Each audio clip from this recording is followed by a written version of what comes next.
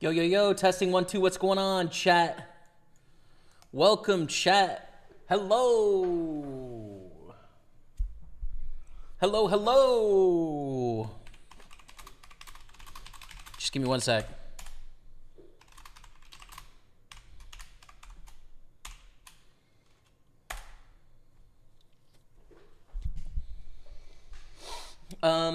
We got day twos, baby. Oh, chat, we got day twos. And I didn't even set up my day twos because I'm an idiot. So let's do that now. We got the Millions Online 6-Max Championship Day 2. And we've got the Sunday Party Day 2. 7 grand up top. And then this one is 11 grand. Plus bounties, though. It's going to be chunky. It is going to be chunky, dude. Let me just get this organized, get Facebook started. Oh, Facebook. You screwed up, Facebook. For some reason now, every time I start my Facebook stream, I have to switch the code. So annoying. Anyways, what's going on, chat, you beauties? We got a big day coming up. We got some big time poker about to happen, man. Very excited about it. The 109 Sunday Party was exactly a $109 tournament, and it is now down to the final 16. And then the 215 6-Max Championship was exactly a $215 tournament. In your face, Lamau. Yeah, Pick and McButt got it done, dude. First in the chat.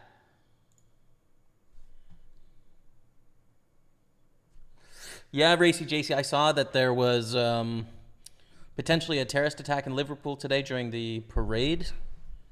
I saw a few videos. Obviously, details yet to come out, but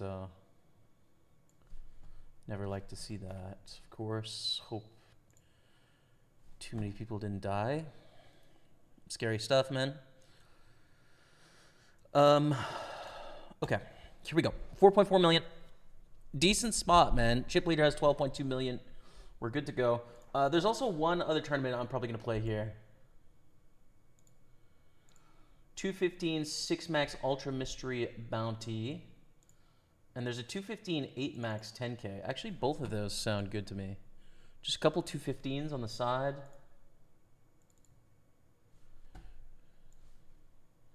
Sound hella fun, so let's do that. Will at least give us 3 tables to kick off with, you know? You know what I'm saying, chat?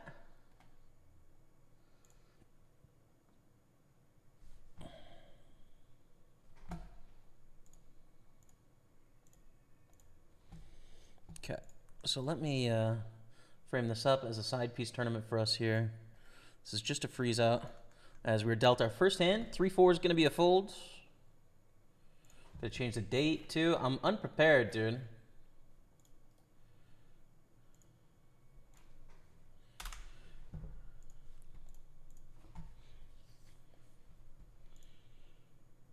And 215 6-Max Ultra Mystery Bounty, 75% is in the mystery pool. Oh, damn. That's going to be crazy. That is going to be nuts. All right.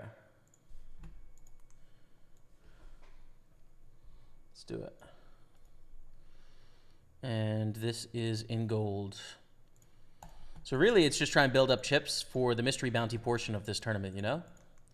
But we'll keep it primarily on this day 2, and we're 23 minutes away from starting up in the 6-Max as well. So, and that'll be the big one, the biggest one of the day for sure.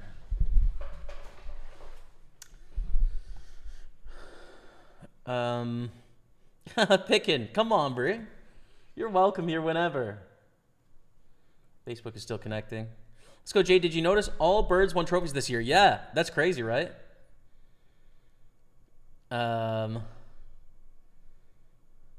Yeah, no, exactly, dude.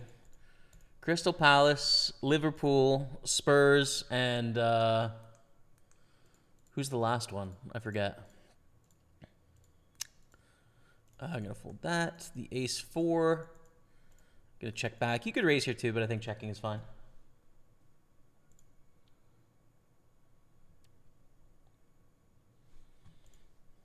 Check.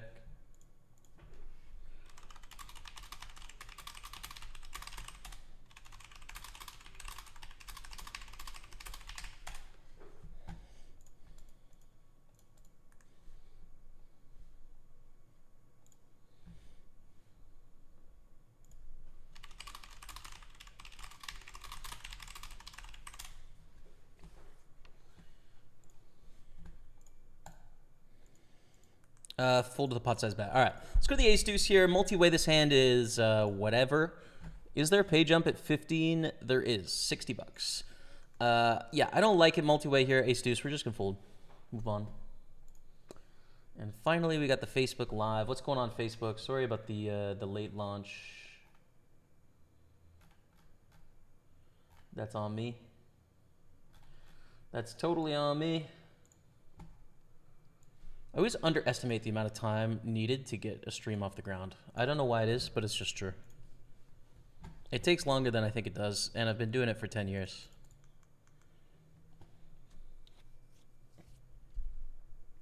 Yo, good luck today. Thanks, Alan Tardif. What's going on, man? Appreciate it. Thank you. I think this is what we want to play, right?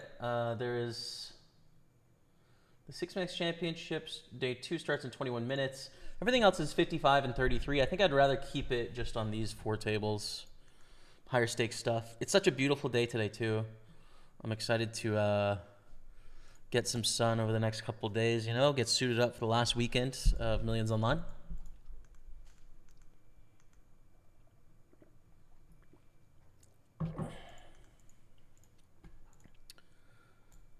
Limping in for 40K.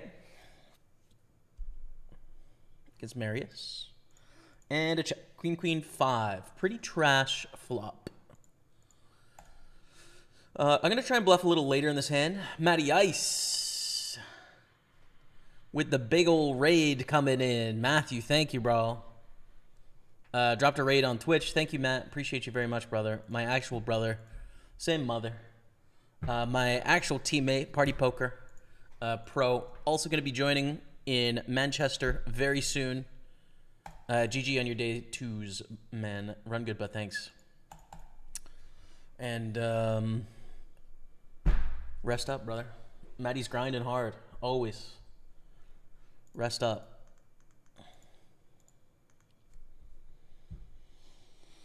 $12 to 16. So the mystery bounty portion of this tournament, by the way, is basically almost non-existent now.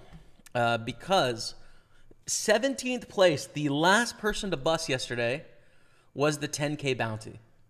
They were the last big bounty. So now the average bounty is $55. It doesn't matter, right? Like, all the other pay jumps are so much more important than any of the bounties. So it's basically just a freeze up now. Just play it straight up. Morning, I fell asleep not knowing if you won 10K bounty or not. So, like I said, 17th place was the 10K bounty. There was 2 all-ins. I wouldn't have won the hand. The person that won the hand made quads with a small pair. But it was a pretty interesting spot, actually, because there's about a 12% chance that the 10K bounty was in play in the hand, because 2 out of the remaining 17 players were all in, and I could have covered them. But I had a hand like, I don't know, a trash hand. I don't know if it was like Jack high or 9 high or something like that. It's a really bad hand, so. There's the hand. Okay, B-Car's got it in the chat. Let me see, actually, what the hand was. Yeah, I had Jack 8. So there's a shove under the gun for 12 blinds, and then a reshove for 22 blinds. And then I have basically my same stack here. And the blinds were 40K, 80K, so pretty similar. And behind me, I had 2 stacks that covered me. And the chances they were going to call with 18% of their time, there being a 10K bounty if I went all in, I decided to fold Jack 8 offsuit. It ended up being 2 pairs. And we would have lost to quads, but I'm not sure. Like, maybe I should just gamble there with 2 bounties in play. I don't know. Highlander dropping the sub with Prime. Can we get some love in the chat for the 3-month resub? Welcome back to the team, Highlander. Thank you. Newcastle Magpies. There it is. Right.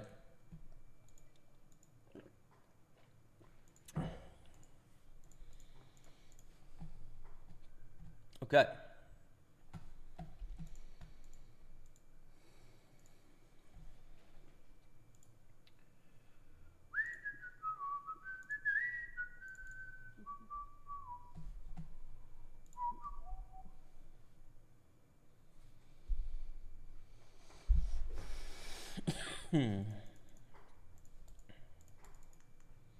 Hey, Ruben, thanks for the kiss, brother. Thank you for the kiss, Ruben. Let's go for a bet here.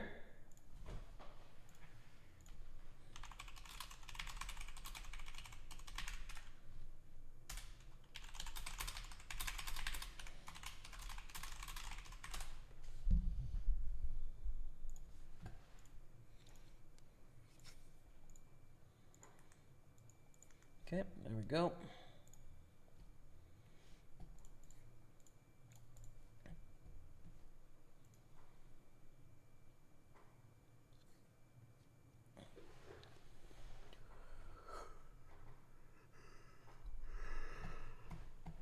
$15 left. We did lose another player. I guess I can open the other table and put it off to the side, just in case we want to catch any of the bust outs as we march our way to the final table. So this is the other one. Let me put a cover up.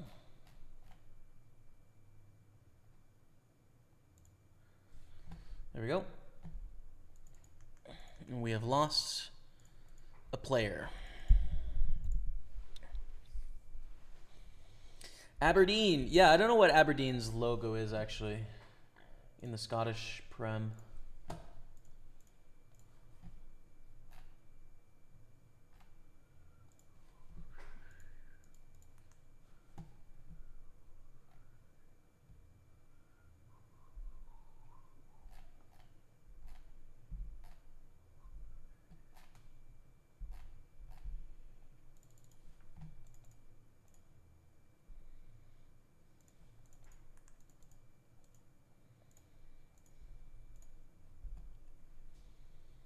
Good luck bringing it home. Thanks, Corey Royer on Facebook. Appreciate you.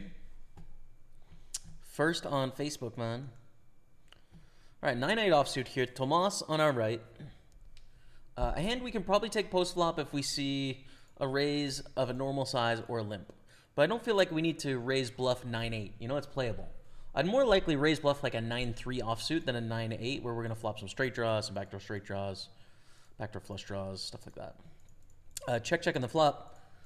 Pretty bad turn for us. We have no outs against a lot of hands. I think I would prefer to bluff with something different than 9-8.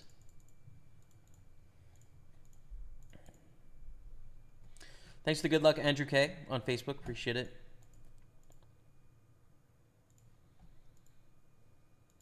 And fold the river. Okay. Nothing lost. Except for the force big blind, of course.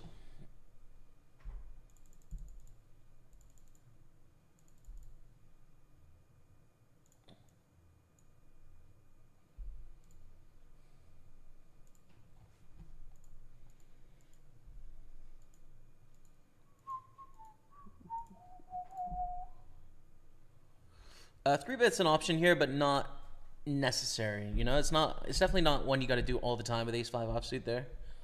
You could flick it in every once in a while. I'm going to choose not to. 9-7 off. Lame. Lame hand. I don't think worth raising. 13 minutes until our day 2. All of the prizes have been added in, so it is 10,700 for the win plus bounty, so about 20K, I would say, for the win. And we're in 8th place out of 117, so very good spot in the 6-max knockout. It's fun to play big knockouts, man. Was Spurs season a success? Undeniably. You cannot even argue it wasn't a success. I mean, you could, but it's just a bad argument. Tottenham Hotspur had a great season. From where I'm sitting, what I understand of football, and I could be wrong, some people think about it differently, but what I know of football is it's about glory, dude. It's about wins.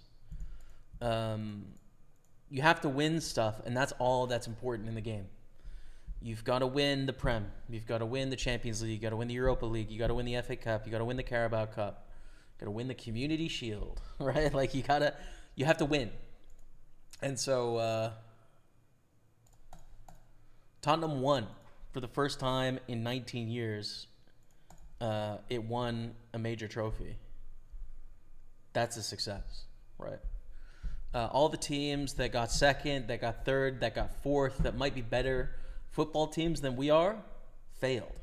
They had a worse season. They might be a better football team, but they failed at the goal, which is to win. You have to win. That's it. That's unfortunately the only metric by which you can measure long-term success in football.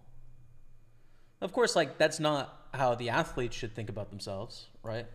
The athletes should be focused on their performance and their inputs and their actions. But as a fan of a football club, it's about winning. And we won. Europa champs. Incredibly successful season. I hope for better in the future. Anjin, I don't know if he's the guy that can get it done, but he's certainly earned an attempt. And good luck to us next year, dude.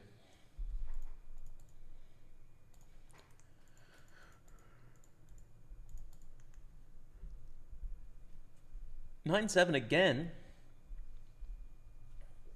Again. Lame. Check and a 2/3 bet from Alan Ford. Pretty big bet on Jack 8-6. A lot of gut shots and sort of straight draws and stuff that might want to check call. We do. 9's pretty bad. Let's go to 8-7 suited here. I think worth opening. We're all pretty bunched up in chips now. 5 million, 6 million, 4 million, 4 million, 4 million, 3 million. A lot of us really sort of close together. And then there's the bigger stacks here, which are second and third, actually. Second and third in the tournament. But I bet it'll be a bit grindy. No bird in it, nor nickname. There you go, okay. So the bird is only in the Prem, not in the Scottish Prem.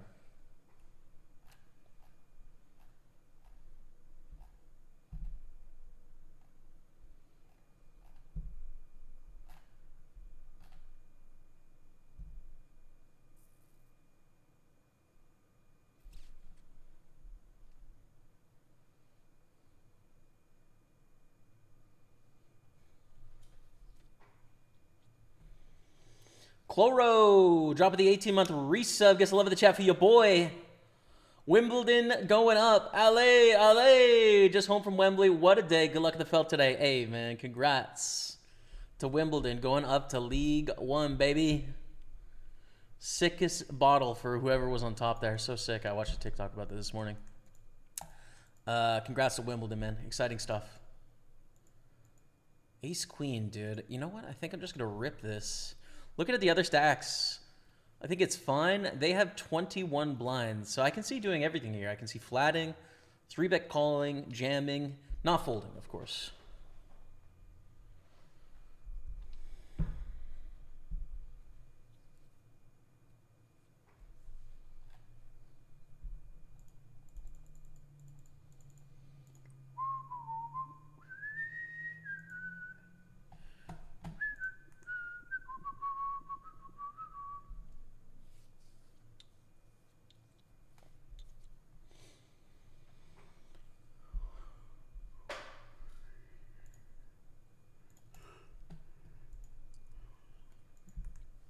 Flipping. Okay. Yeah, nice. Okay. Nice. Let's go, dude. Nice double up in the 215 10K. 3,300 for the win there. We've got a stack that could actually do it now, too. Anyways, back to our final two tables. Open from G. J. Peterson, 3 bets to 800,000. There's a 4-bet jam. Call. Ace Queen 10s. For all the marbles. Double up from J. Peterson, which is going to leave G on the shorter side. This is probably a decently long Brazilian name.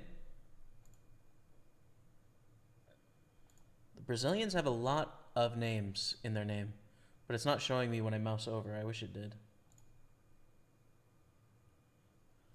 It'll probably show me in the lobby, right? Yes. Gustavo Bigetti Benoetzi with 10 knockouts. Damn.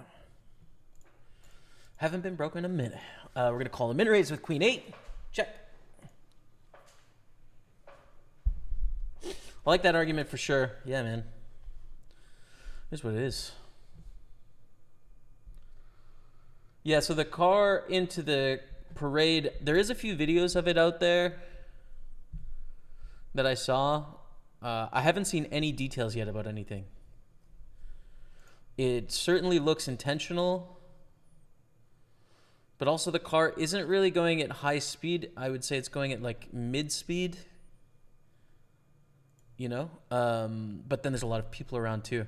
So I want to hear obviously the details of the whole thing, but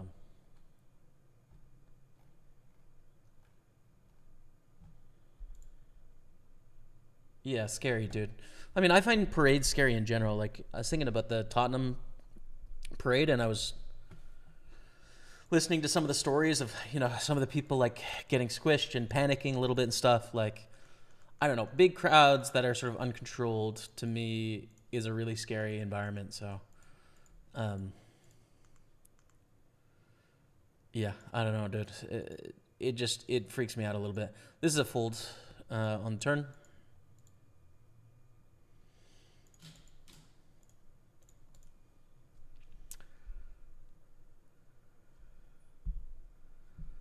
I have some 750 mini main satellite tickets, says Rebecca, and some 55 mini main event tickets to give away. Let's go. Write your Party Poker screen name in the chat, and I'll pick some winners at random throughout the day. Let's go.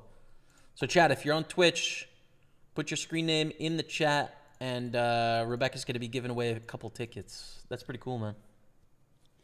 JVox, thanks for the good luck. And if people on YouTube or on Facebook hear this, you can head over to Twitch and do that.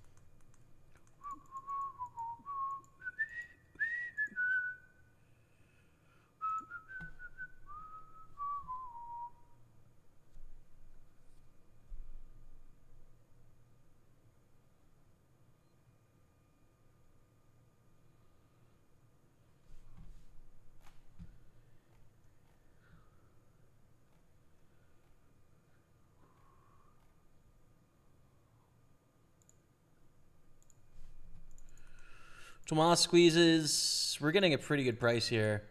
Against range, I think we got a call against Tomas. My girlfriend asked about some Party Poker password. What is she on about? I don't know. Don't know which password she could be talking about, but put your screen name in chat. Rebecca's giving away some tickets. So there you go. For the home game, the password is Kappa, though. K-A-P-P-A. It could be that, which is Friday. Home game is on Friday. We're up to a really great stack in that little 215 bird. Going on the side. We're going to fold the queen 4.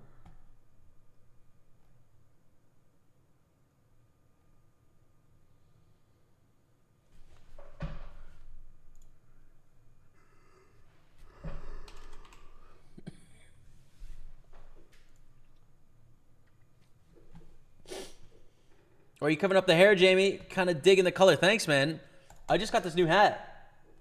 Montreal Victoire, which is the women's hockey team in Montreal. I kind of like it, dude. But, you know, maybe we could throw it on backwards. What do you think about that? Is that all right? That all right, man? Today we're rocking the hat, dude. We're rocking the red hat, but don't worry, the hair's not going anywhere. It's permanent, dude. It's locked in. All right, we're 3 minutes away from starting up day 2 in the 215.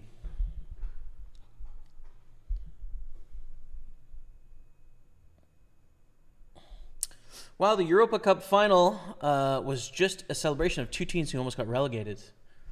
Almost correct, except it was for the title of the Europa League, which is a very important competition.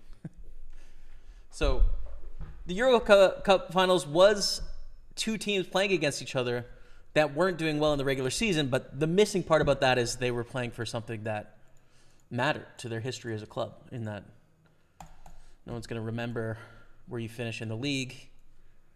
Even the next year, dude. People will forget next year where Tottenham finished in the league. Except as a defense, like you're doing right now. It's about winning, dude. You have to win. You got to win. Nothing else matters in football. You got to win.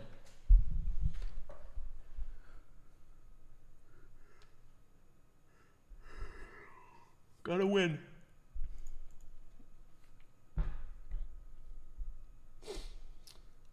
But were there some other football teams that were better teams on the whole? Of course, yeah. It doesn't matter. That's not the goal, though. You know, the goal is to win, not to be the best football team on paper or have the best record. You have to win stuff.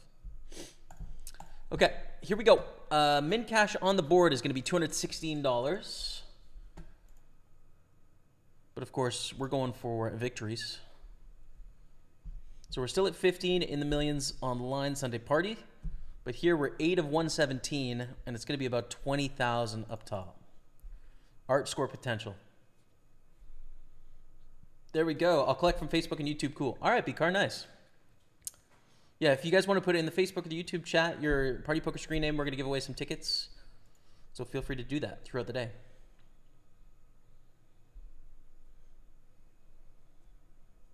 What's up, Man of Straw? Who got the 10K bounty? 17th place was the 10K bounty. It wasn't me that got it. I forget who exactly it was. Ruben was the winner. We're 4 of 24 in this little 215, which low-key is a great spot to be in.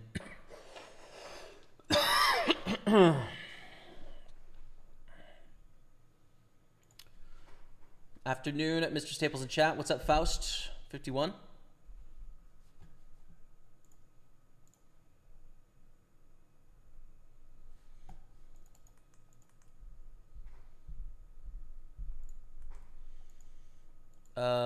Folding to Boris. Pretty big 3-bet.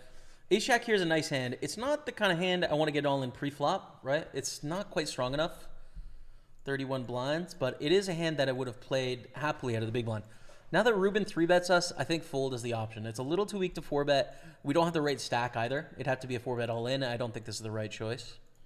So we're just going to fold. It's not crazy to like 4-bet semi-bluff Ace-Jack and try and fold out Ace-Queen, but I think it's not the best option. Bring home the artwork. Indeed. Let's go. Lying Ringmaster. Let's go. Okay, reaction. We got Josh on our table here as well, in a few of our tables. Bounties. We got C. Peterson is on our table here and here, but this is J. Peterson, so don't confuse them.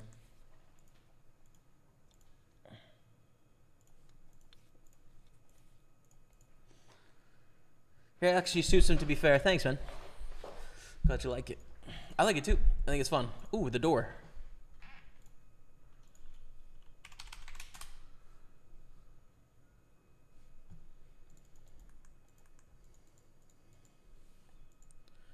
Min raise, we're never winning here, I don't think.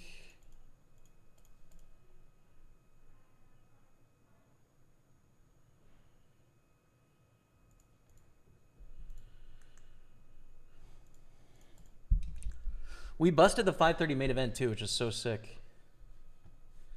We busted Ace King to Ace Queen for a 12 million stack.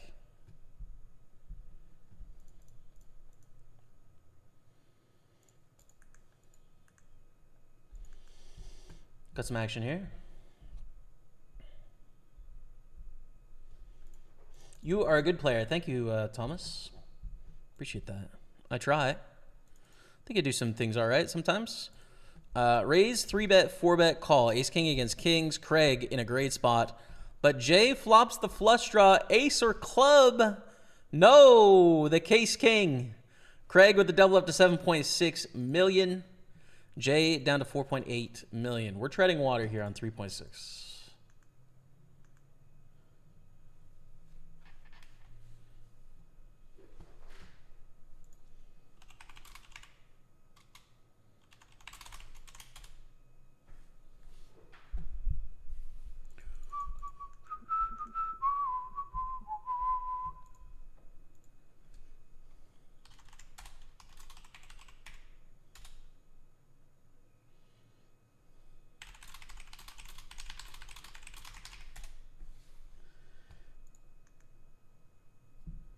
By the way, did anyone get the first hand correct? I don't know. Rebecca was running that.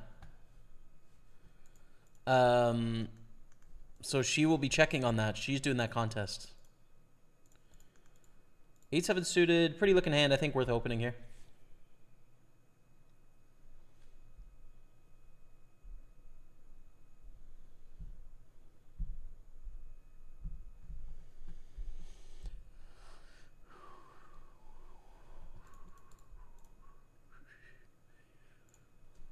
You might appreciate more than the others, but so far this summer, I'm going to be a ref at 2 regional and 2 national youth soccer tournaments. Let's go, man. Nice. Beauty. How'd you get into reffing? I'm assuming by playing. We have to fold to this 3-bet with 8-7 suited. Stepped away from a Memorial Day barbecue to watch. My wife is big mad. I'm really sorry to hear and tell your wife I'm sorry. But she's such... Listen... Gray Street's wife, you're such an understanding partner for supporting your husband's hobbies like this. What a thoughtful and caring and wonderful woman you are for supporting your family and the things that they enjoy. That's incredible. Everyone, can we get some claps out there, please? For Gray Street's wife? I mean, my goodness. What a woman. You know what I'm saying?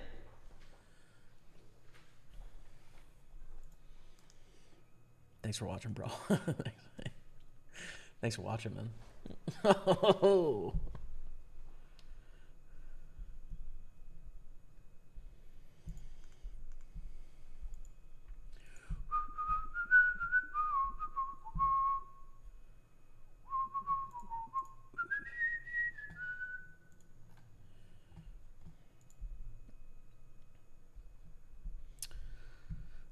Best Eddie story to date is one of Brazilian many years ago who qualified for the Stars Millions for 25 cents, took it down for over $1 million. That's pretty sick. That's a pretty sick spin up. I like that. Ooh, fold on this stack. His wife was let go from her job, but just before that happened due to COVID, he himself was unemployed. That's crazy.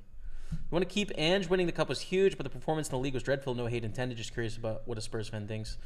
Yeah, I think we have to, dude. I'm not sure if he's the guy that can get it done, but like he delivered on what was important. So I think we should keep Ange. I think in general, like football fans are too reactive. Like don't give quite enough time for managers to try and implement things. So I'm Ange in, but like we do need to see results this year, though.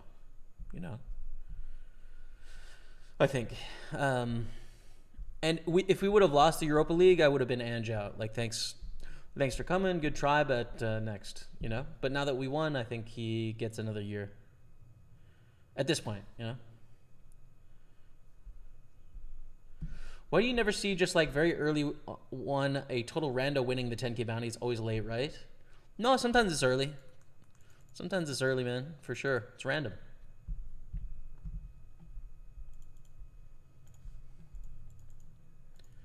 Selective perception.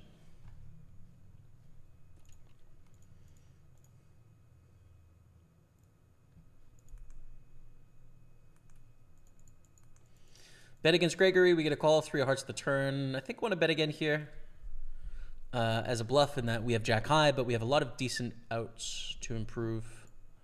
Make a flush. We should check call, I think. Let's check, and we win. Against what? Ace 4 with the 4 of hearts. Turn call is pretty wide, frankly, I would say. But so far we're just kind of slipping. Like we started the day with 5 million chips here. We're down to 2.8. None of our raises have worked. I don't think we've won a pot yet, but we got to stay patient.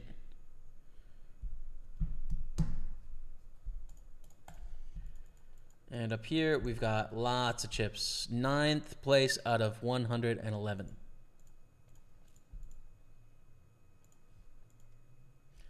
But, you know, 130 blinds deep, so plenty of time. Thanks for the good luck, AY. Rebecca's going to be checking the guessing competition soon on Facebook. Nice. Nice, good. It's going to raise up King Jack in our day 2. We win. Sweet.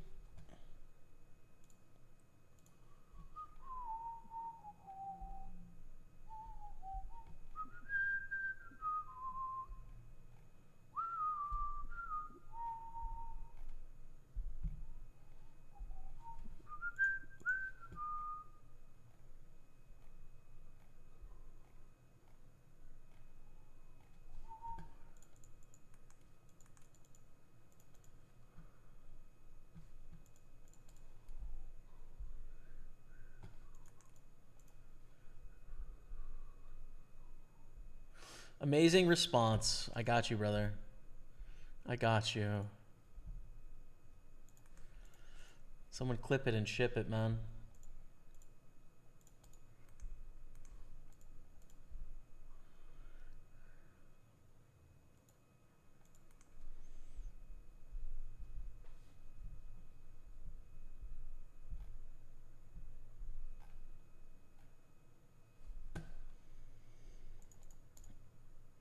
I check here. I played forever. The knees couldn't do it, so I went ref, and soon we'll hang up that whistle and pick up coaching. Word.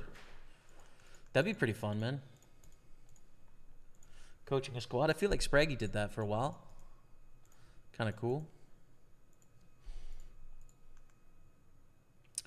Open the ace-4. Against a 3-bet less than all in, we could 4-bet here.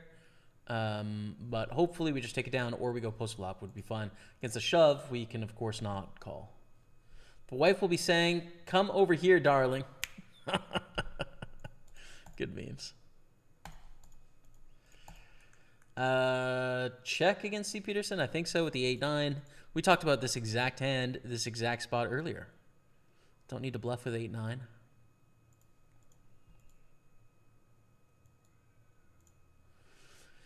You could bet here, but I think this board favors them a little bit more. We do have the low end of an open-ender. Do we want to float? Probably not. With a heart? Of course. Without one? Probably not. Any pair continues. Any decent heart. Consider bluffing with King X and Queen X that has a heart. All right, Zhao opens. We have a beautiful queen, queen. Let's make it 750. Yeah. Oh, sorry, wrong table. Here we go. My bad. 125 bounty on Joust, snaps it in. We call against sixes.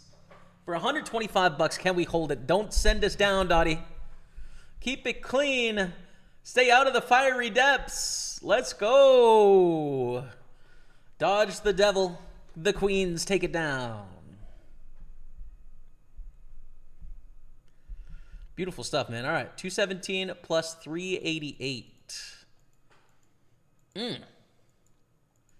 Queen 7 is whatever. Do cover both for a bounty, so I guess I'll raise, but it's like, it's a bad hand, you know?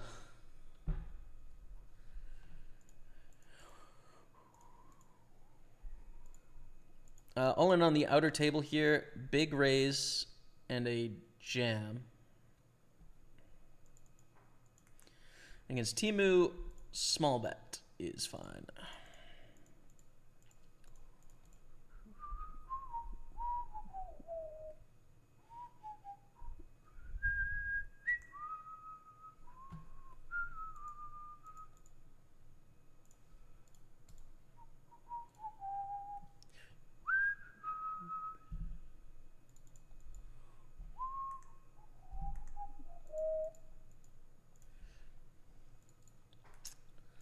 Don't think we're going to win this pot.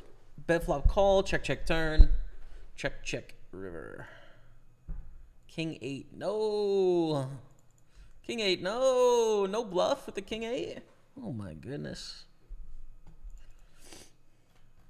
Just one showdown.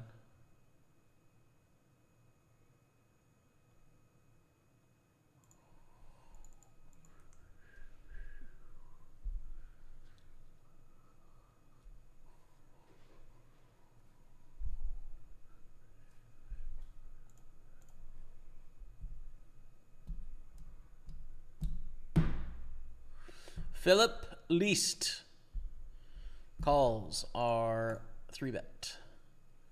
C-bet small. Probably continue small on a queen, on a 10, check on a king and a jack, and give up on the rest, probably.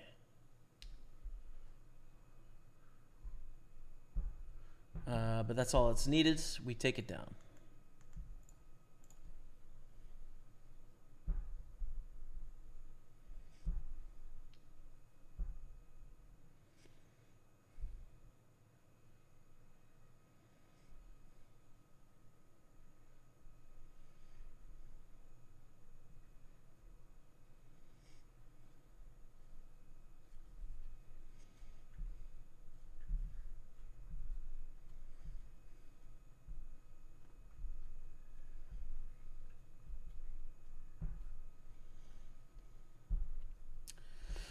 So table 6 is the mystery bounty from yesterday.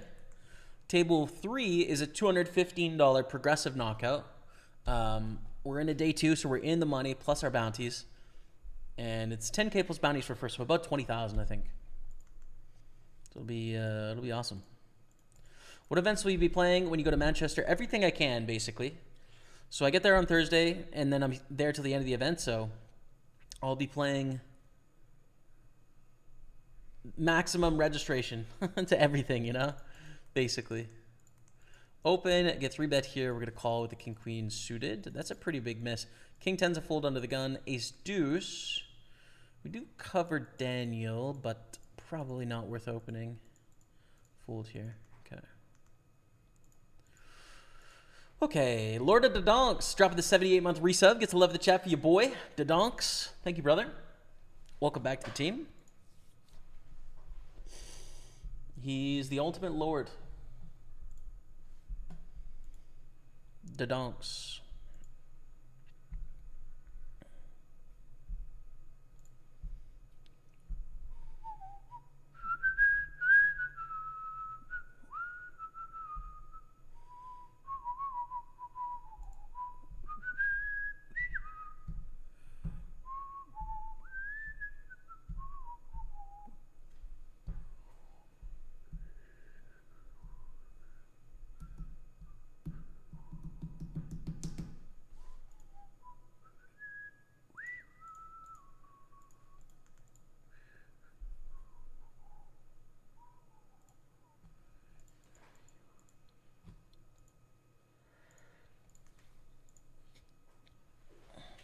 Watching from beautiful British Columbia. Good luck, Jamie. Thanks, man. Enjoy it. I hope it's nice and warm.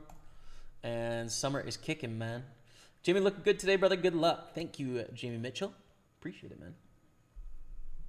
Feeling good. It's nice and warm outside and stuff. Oh, actually, it's raining. Never mind. It was warm. It was just a moment ago. Well, that makes me feel better about grinding out the evening. Fold there. Defend with king 9. Check.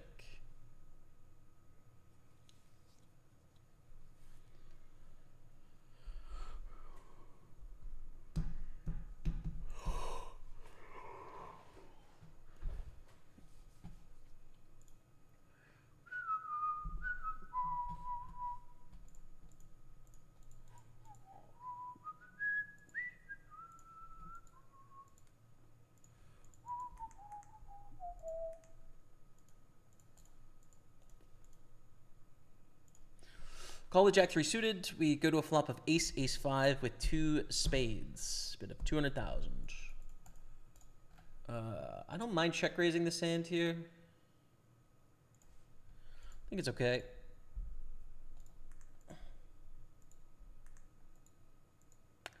It is a spot where our range is somewhat capped, but we have hands like Ace 5 offsuit, like pocket 5s. We have the big flush draws. We have some Ace X that might want to check raise. Problem is, though, like, we're going to 3-bet Ace King and probably Ace Queen. So when we check raise, they can have those hands that we can't. In theory, there's going to be little check raising there, but not a bad hand, not a bad spot to do it. And, like, sort of theory be damned as well. Let's just win the pot. I think is all fine reasoning.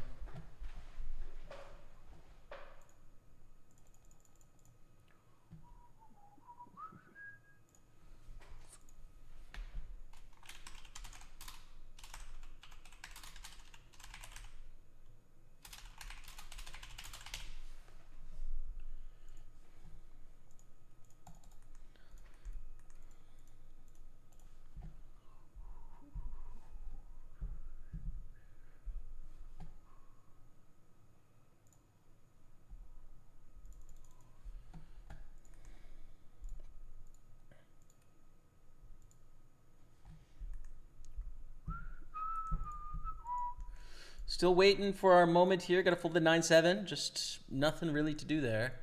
Open, get 3-bet from Jitus L with the ace-9 suited. Flat, I think, is the play here. Take it to the streets. Take it to the flop with a pretty solid hand. That's a big miss for ace-9 of hearts, though. Pretty big miss.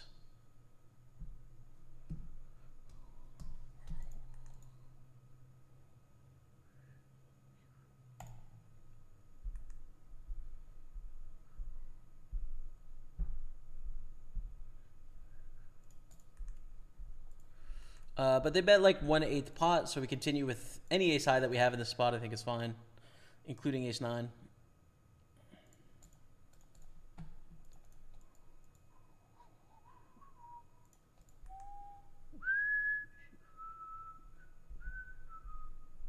think I'll be going to that bankroll all of being good. Word. Nice, man.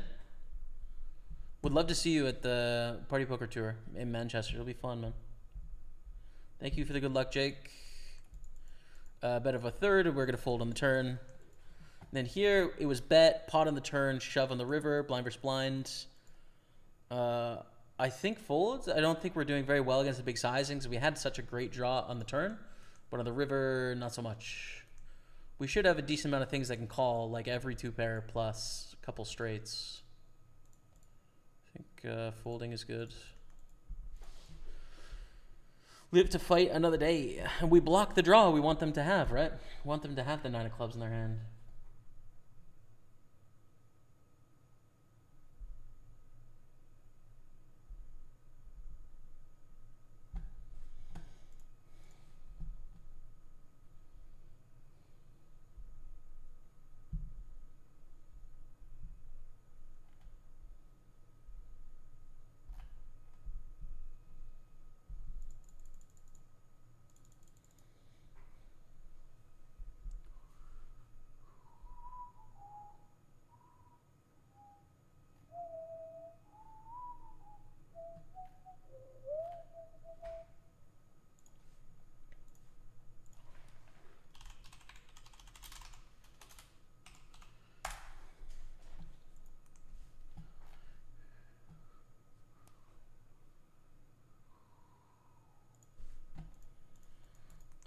Ace-7 off, we're going to fold here.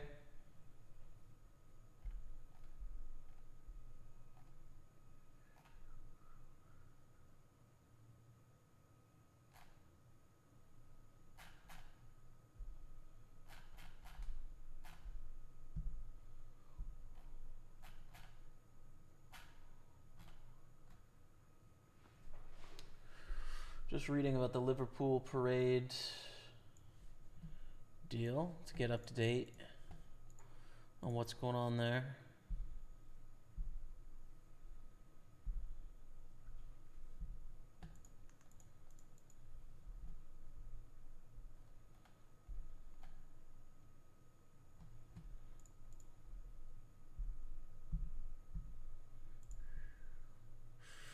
Ooh, 15 blinds. Kind of awkward here with King Jack. We're going to raise, though. I think this is a good hand to raise folds. Kind of wish I had an ace. Like ace-5 suited would be fun to raise here as opposed to King Jack, but it's decent.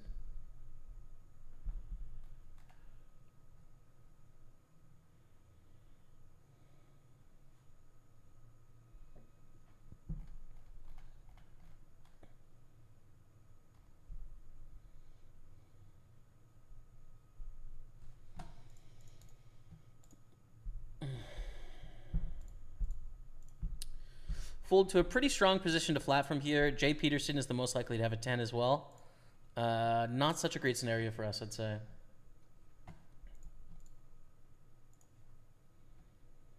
Damn.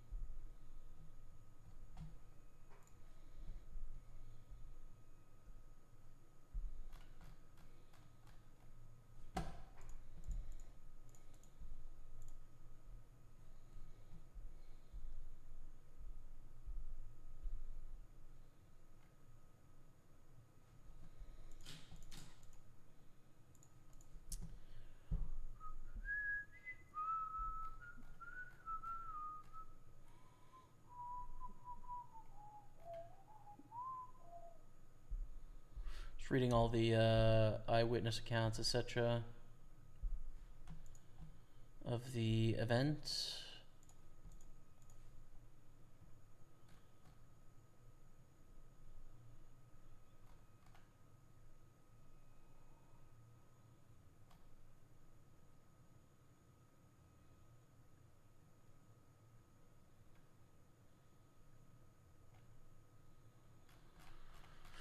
Yeah, okay. Well, it seems deliberate, and someone is in custody as well, 53-year-old from the area.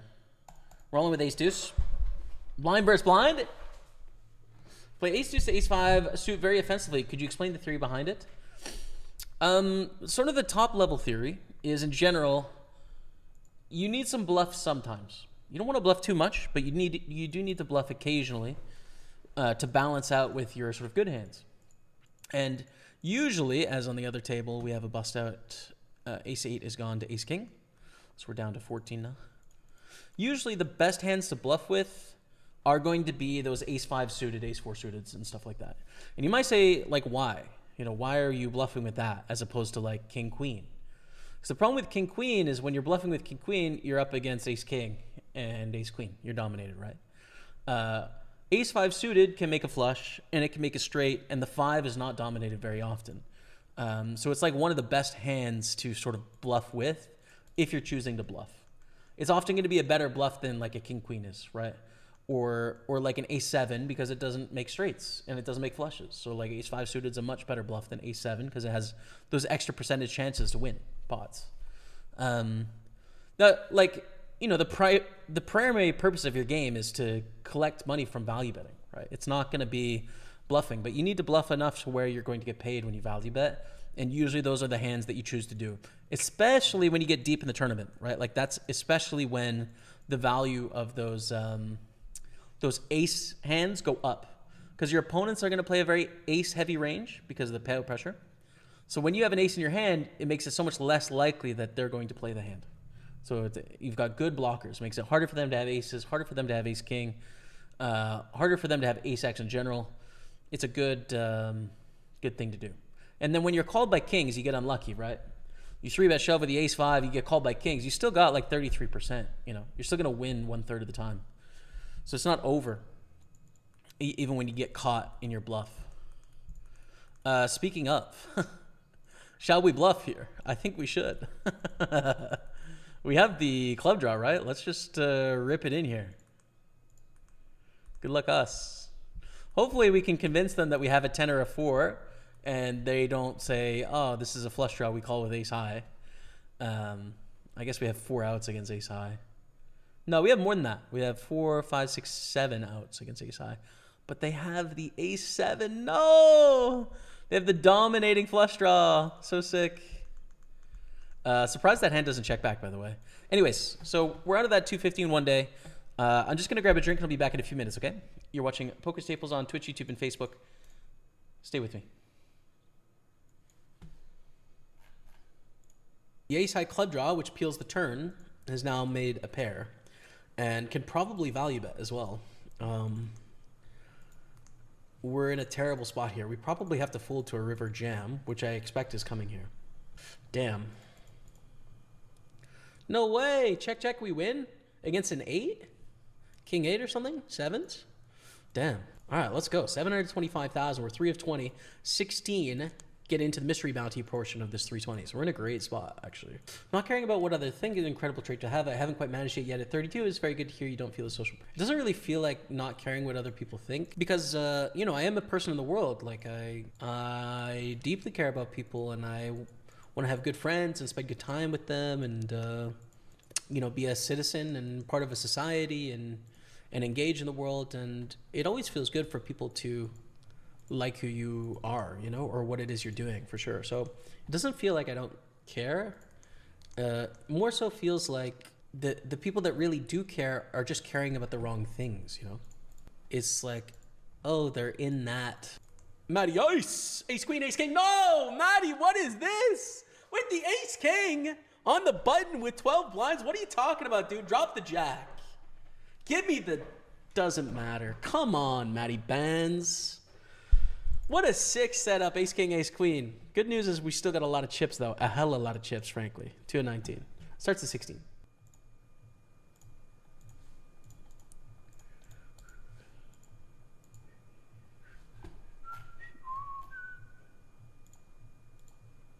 All right, nice. Oh, Maddie, we may need to bubble you here, Maddie, if you jam the button. Unlucky Maddie Bands. Or is he? We're going to find out.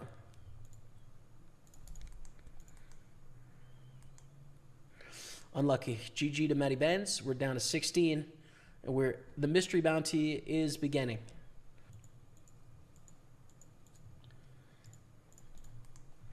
Here we go. So we're going to find out the prizes now. Top bounty is 3K, 2250, 1500. Nice. And now chaos begins. Chaos begins because the average bounty is $781. And it's the bubble. So people don't want to bust. And if we get caught bluffing, it'd be going crazy. Now, there is a bunch of bigger stacks that just moved in, so, which is too bad because we had a great setup there for chaos, but you know.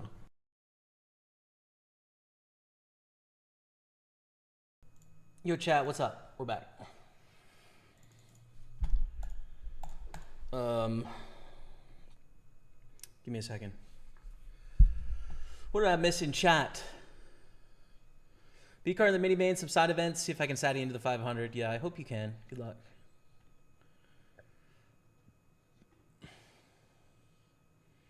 I want to pick with Jamie and Matt, but I'll be too embarrassed to ask, so you need to get them to do it. Bro, I'm in for a pick. You best ask, bro. Don't be embarrassed. You better ask. I'm there to hang out, dude. Listen, chat. If you're in Manchester, I'm there to hang out. Come hang out, man. And play poker, of course. Blue 6-7. Need to stream with you and Kevin like the old days. Yeah, man. The good old days, right? The crazy stream house in Calgary. That was fun, dude. That was fun times. Pull the Jack 10. Life is different, dude, you know? Like, a lot has changed. Kevin is on the other side of the country.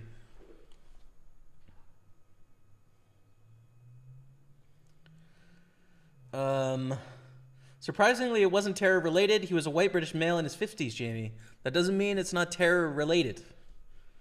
Being a terrorist attack is not related to whether someone's skin color is white or not. It's whether it was ideologically coming from a place of terror. Which I would wager probably was.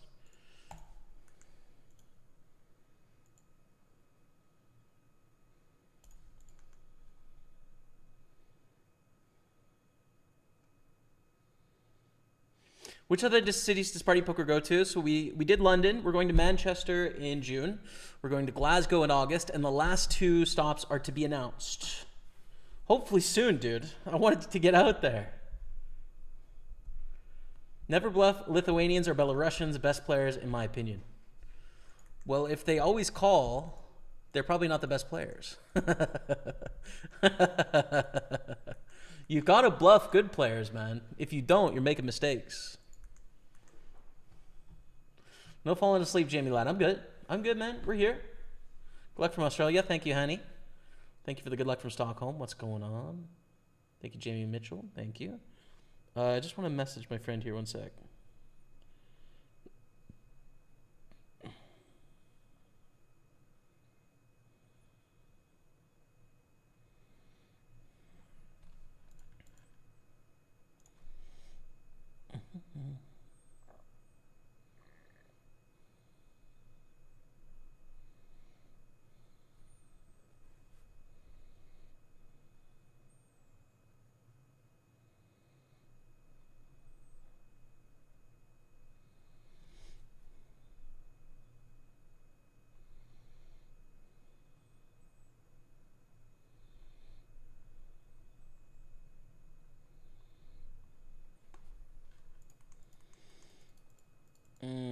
Queen Jack, 24 blinds. Probably flat here. And Ace 10, I like 3-betting. So else we're going to do that.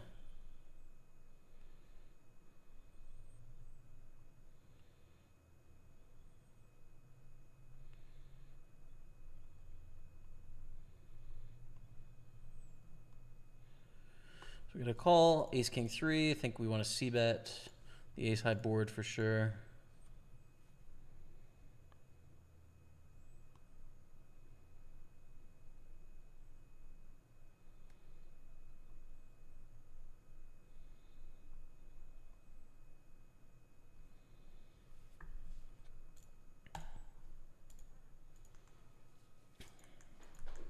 And we win. That's easy.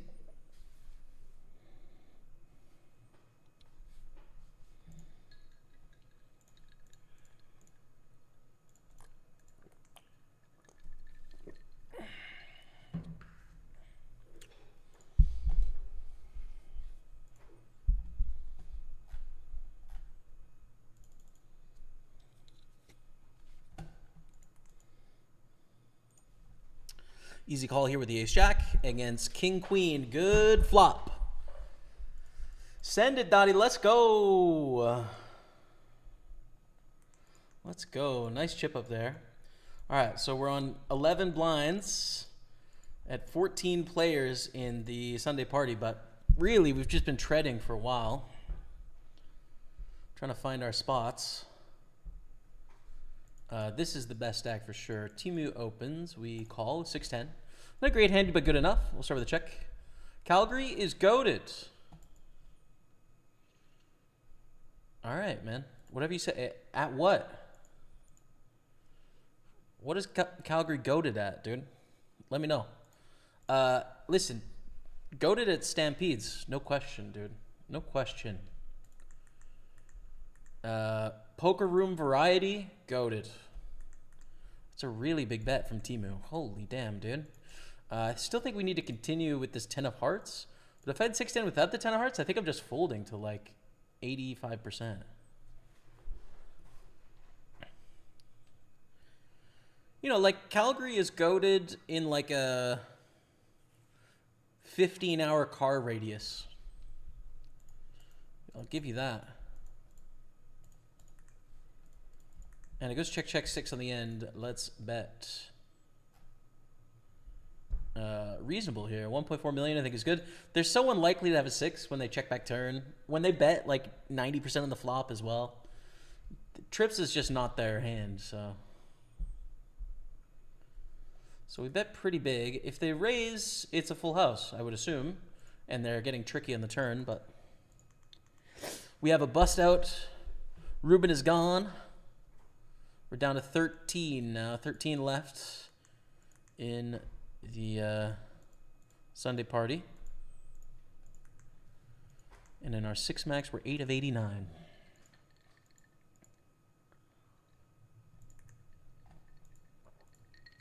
If they're the best players, why can't you bluff them? Exactly. You can bluff the best players.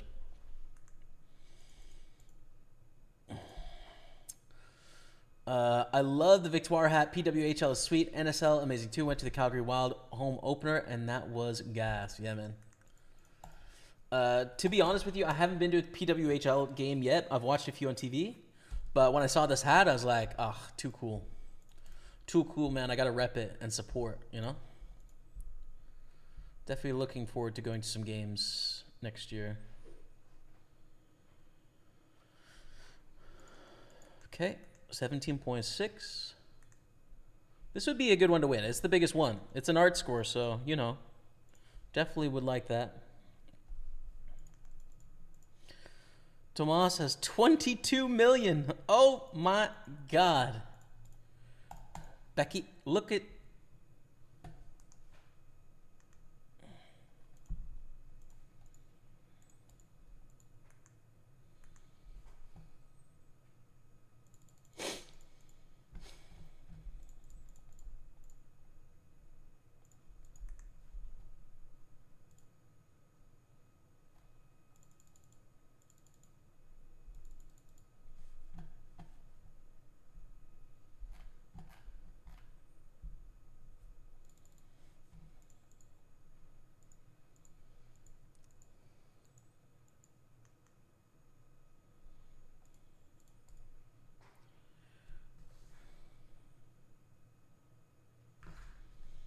here we go. Ace King, all in, 13 left. 379 cashed, plus our mystery bounties of $325. Great. I didn't even know about that. But clearly we're going for the 7K up top. Reshove gets through, 2.2 million. We survive. Let's keep it going.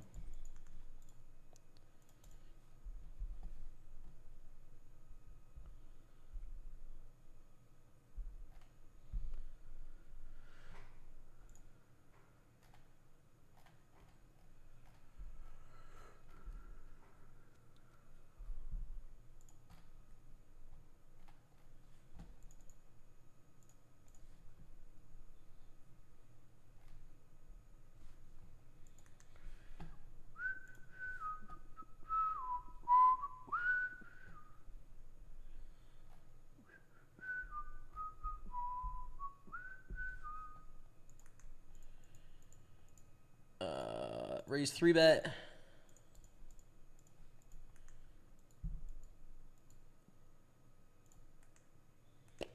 Oh, Josh. Really awkward with our stack and your bounty, etc. We're going to call.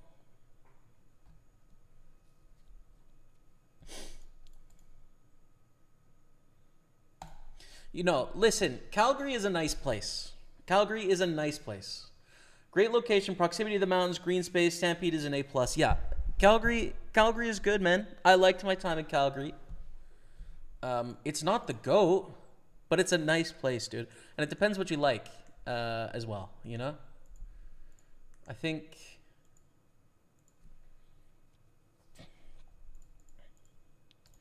for like most incomes, Calgary is going to be a better choice than Vancouver because affordability is going to be much better, like much more affordable.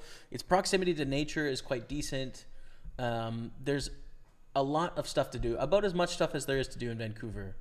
I know Vancouver's a lot bigger, but like there's a social atmosphere in Calgary that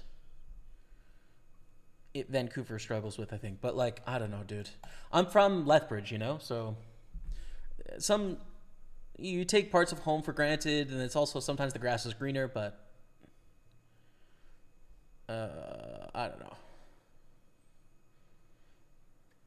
Calgary's not winning my GOAT status. It is practical for a lot of reasons, though, you know? It's a really practical place. It's a place where people can be happy. The suburbs make me depressed, though, man. I get depressed in the suburbs. I want to be in nature or in the city, not in sort of some halfway ground with a yard. Don't like it at all. Makes me very sad. Limp for 140. We're going to raise it up against C. Peterson here. Oh, we got jacks. Holy damn, we got some big hands. Let's go.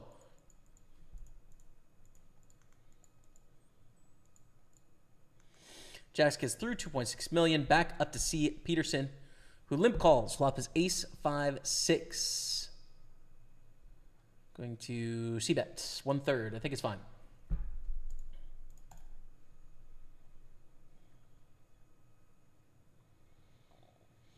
Kmart Poker streams continuously from Edmonton, Alberta. Calgary.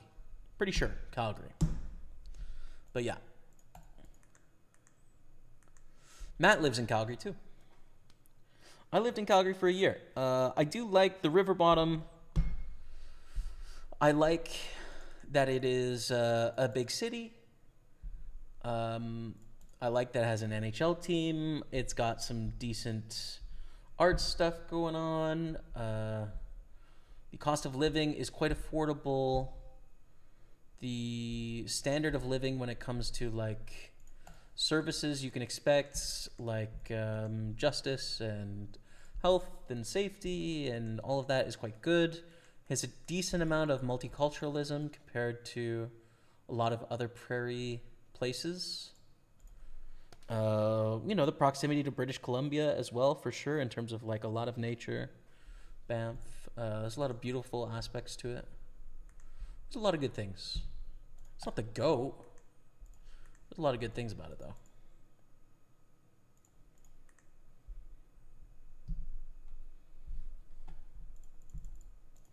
I think, like, raising a family on like a median income, it's like one of the best choices I think you can have. Pretty good environment for kids, I would think.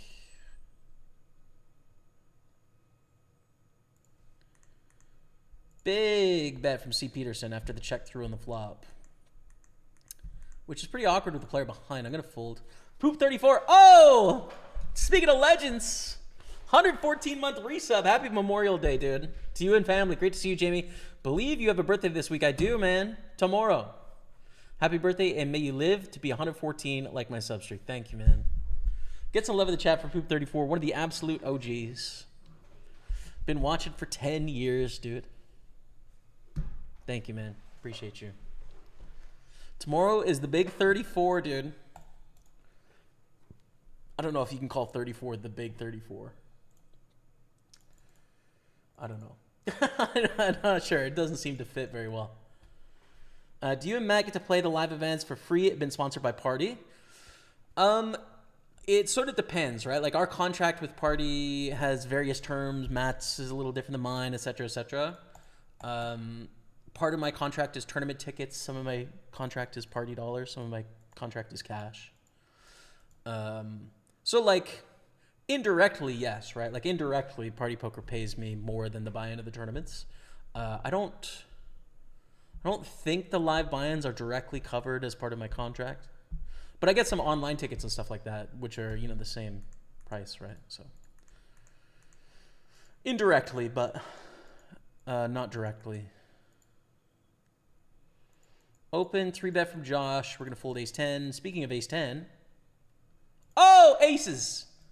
Ace, ace, Dottie. Come on now.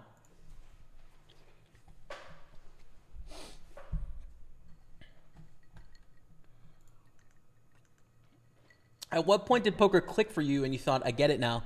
What was the things that did that for you? First of all, let me call here.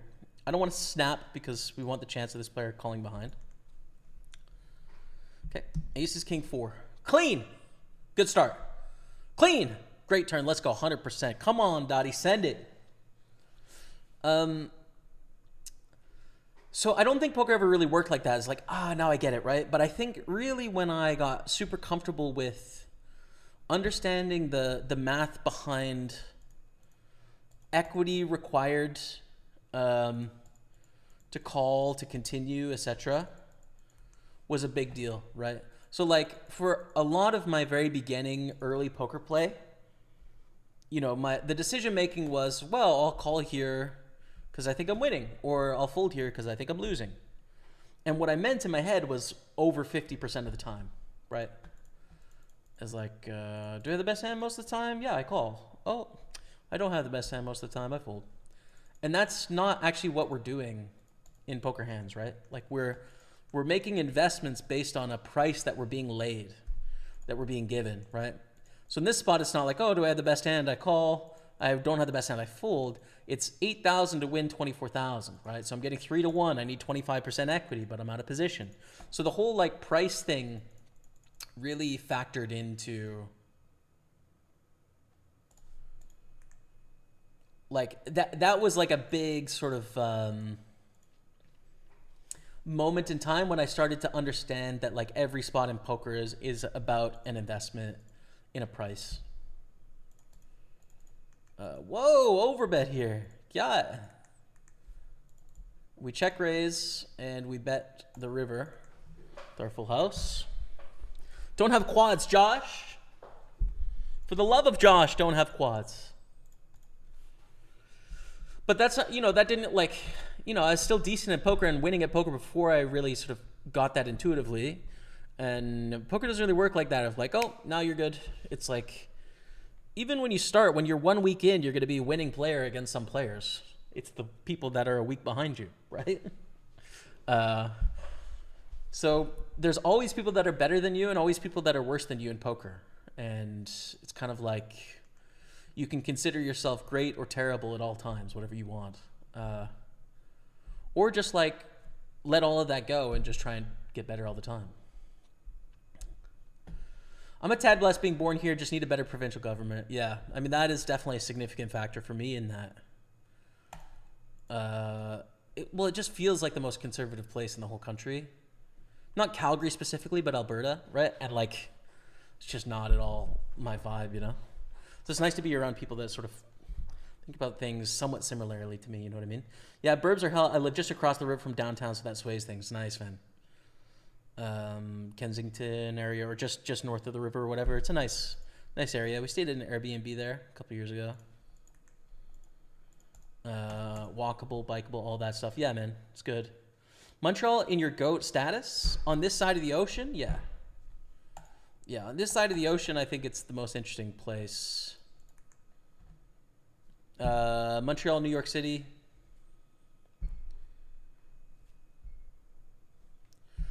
I haven't been to Chicago. I haven't been to Boston. But I would guess that it would go... For what's important to me, it would be Montreal, New York City, Chicago. Probably.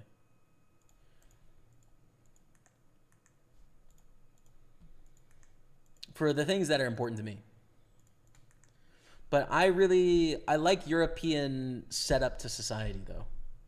JK all day, 7575. I like European values. I like European density. I like what they spend their time on. I like the things that they do broadly. I like the lack of cars, right? Like, I think cars should be a utility used when you need them, not like the primary transport mode. I like things being close together. I like their sports system. It's much better than ours. More intellectual. Broadly, you know, like the art scene is like more ingrained.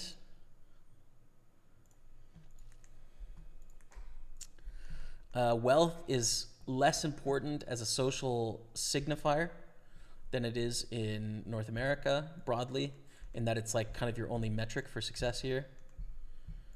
Not the only one, but it's like ends up being the most important one to most people. Fives are going to rejam here. Good luck, us. So like Montreal is the least like that of North American cities of a significant size, right? Like, of course, there's going to be some smaller cities that would hit there too, but I kind of like being around a lot of people in big cities and critical mass to have a lot going on, you know? So that's why it wins for me. Because it is, well, you know, Quebec in general is sort of like, comes out of the history of the French and a rejection of a lot of the English ideas and the English values. And so a lot of those English values of like capitalism, graft, individualism are countered by French culture. So it's a nice mix in that you can still compete in that like purely English ideal if you want to, because it is within Canada, but you have this like counterculture coursing through the veins of Quebec, you know? And so it's a really nice balance, but and it's practical for me for a bunch of reasons, right? Like, you know, I think London is a more interesting city than Montreal is, but they both do things like really well, you know? Like neither could replace each other. You know, you can't, in London, you can't like take a Bixie and go to Parc La Fontaine and like hang out with your friends and, you know, it's a different feel. You don't have the Habs in London. And same thing, you just don't have the density of stuff to do here that you do have in London, right? Or the public transit or the football culture or whatever. So they're different cities, but no, like, I don't know. Montreal is the GOAT on this side of the ocean of the places I've been to for sure. And it's like, it's not even really close to me. I don't know. Like, I used to be really into New York, but as I've aged, that's become a little less true. Do we want to flat this or 3-bet folds? I think flat, being suited, it plays pretty well post-flop. 34, my number this year. Julian played freshman baseball, random jersey assignment, got 34. Let's go.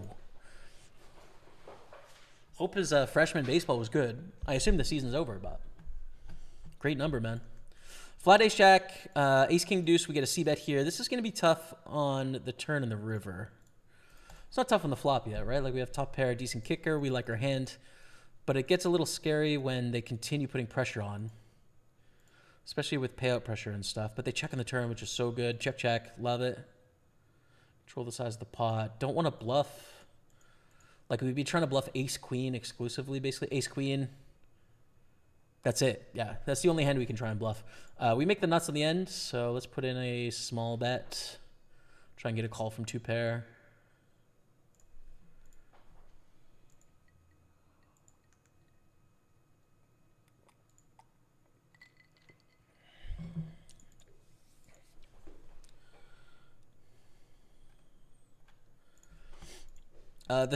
One of the other things I think is missing from Montreal is it's a little bit less multicultural than London is. I really enjoy a multicultural place, like a mishmash of a bunch of different ideas and cultures coming together and interacting. And it's a little bit more homogeneous here. Not that there's tons of immigrants, of course, but less so than London. That is truly like a mishmash of so many different cultures and ideas. Just because I think the French aspect of the city eliminates some opportunities for people from around the world because they can't speak the language, and it's not a place they're ever going to choose because of the language aspect of things. And, you know, there's some portion of the population that's also a little bit hostile to people coming here without speaking French. Not to the point where it's going to cause them significant issues, but it might cause them minor issues. There might be a few people that dislike you in the culture, in which case it's a little bit just more homogeneous here, which is not my preference necessarily. Fortunately, the Jack of Clubs is a really bad card for us to have here because are they value betting a worse hand is the problem. And no, right? Like we checked on the flop, we bet on a king, 3 ways they called, we check on the river and it's an 8 and they bet a half pot, just over. I'm going to fold. The Jack of Clubs blocks the Jack 9 straight. It blocks the flush draw missing as well. I don't know if they're going to turn ace high miss flush draws into a bluff. Some would, some wouldn't. But basically, I think making a tight fold there is pretty good. Living in Chicago now sounds like it has all the things you're looking for. Yeah, it may do. It may do. Rebecca really loves Chicago.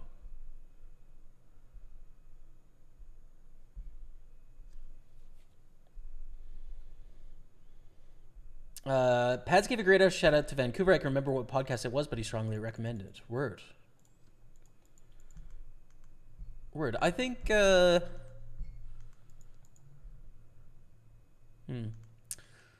don't know. Again, like not for me. Vancouver's not for me. I like it though, but it's not for me, I don't think. Not my kind of place. It's like it's very West Coast coded, you know what I mean? It's super nature oriented, morning oriented.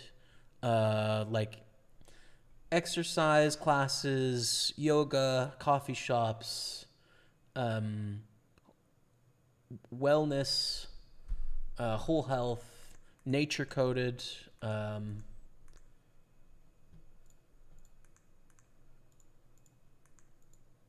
Yeah. Which I don't necessarily have a problem with any of those things in like directly, but again, it's not really like my main kind of thing, you know? Jimmy, have you read any of Emily St. John Mandel? She wrote Station 11. I haven't, no.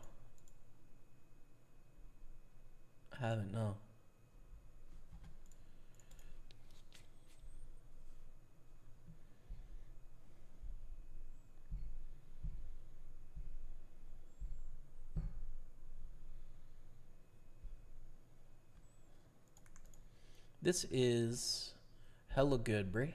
We bet.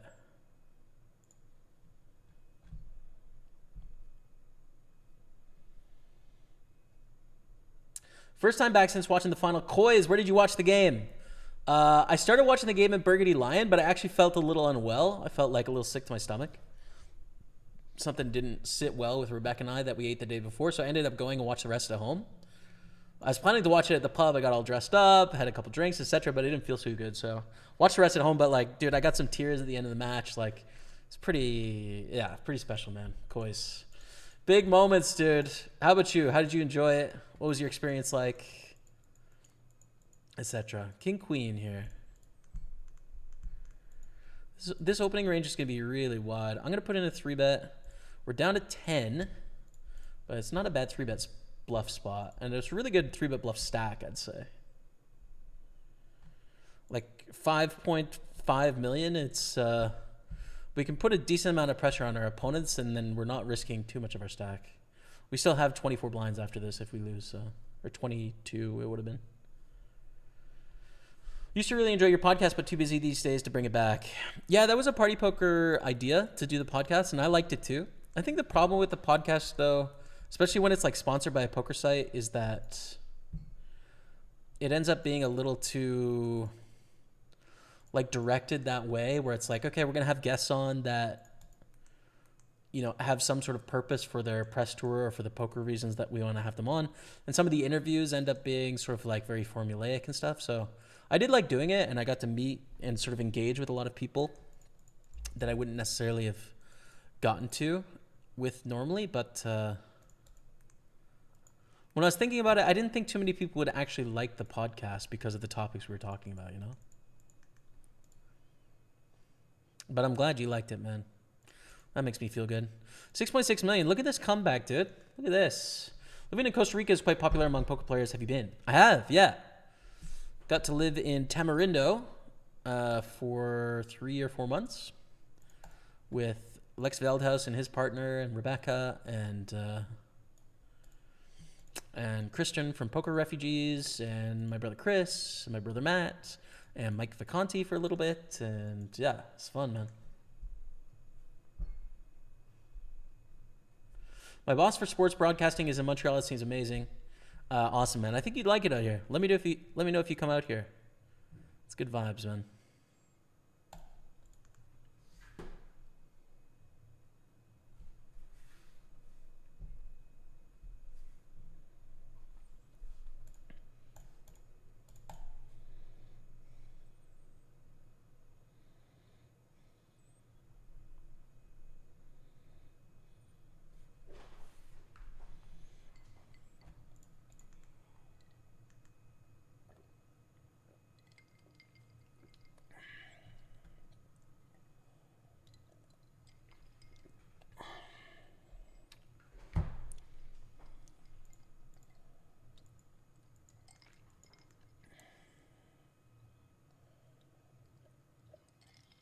Whoa!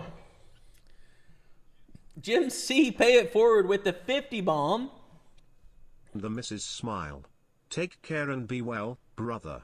Hey, man. Thank you for the $50 dono, bird. Can we get some love in the chat for that big dono? Thanks for the Jim C, pay it forward. 50 bucks. It's been another minute. Hope all is well with you and the missus. Take care and be well, brother. Thank you, man. Things are great, yeah. Really excited for summer. We got some fun trips to the UK this year. No complaints, man, so I'm happy, and thank you again, dude. You're always such a big supporter of this channel, so really appreciate it, Jim C. Hearts out in the chat for your boy. Full the 9-8 here. Jim C, pay it forward.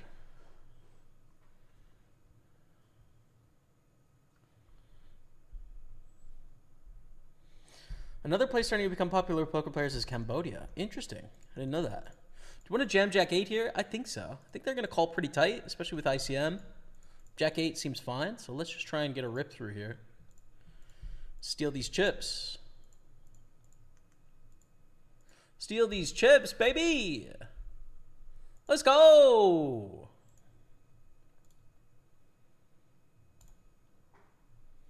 Let's absolutely go, chat.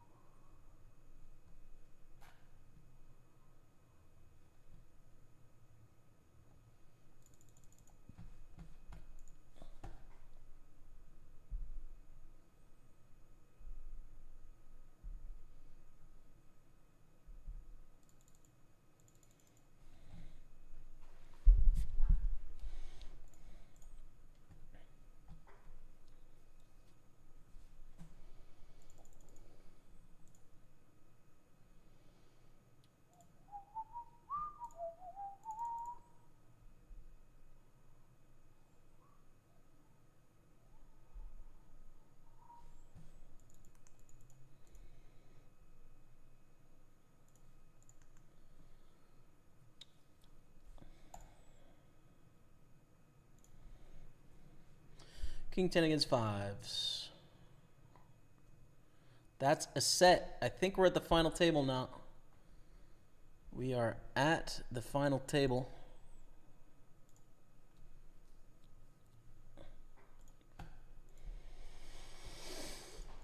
Exciting times, but in the meantime, let's play King Queen here. I like flatting this hand. Could 3-bet too, but I think flat is okay. Ace 10 deuce.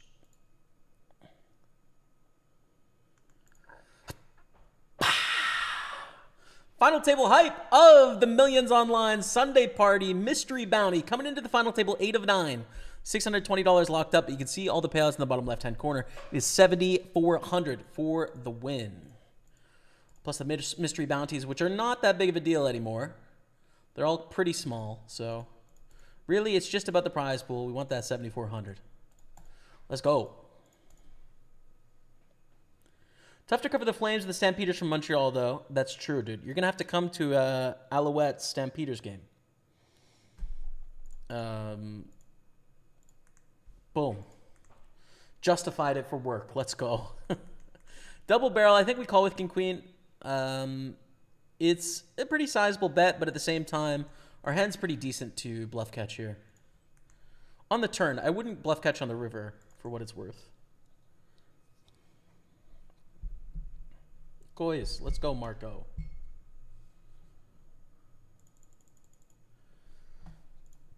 Guys, fold. 7 of 75, make that 8 of 75. Make that 13 of 75. It's over. No, plenty of chips, plenty of time. Let's raise King Queen. Yep. Tomas with a 6 stack. 27 million. It's going to fold.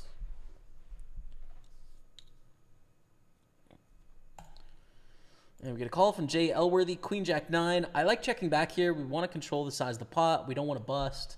There'll be a lot more checkbacks when we're the shorter stack in this spot. And with one pair, with decent turns of rivers, I think King Queen's a great choice to check back. Turn is a queen. We like our hand now. So I think betting is a good idea. But we see a bet from Jay. We just call. Only bad river is what? Is there any bad rivers? An 8 is kind of bad. 8 is kind of bad. Every other card is fine. 9 is fine. Jack is fine. King is fine. 10 is fine. There's really only 4 bad rivers there.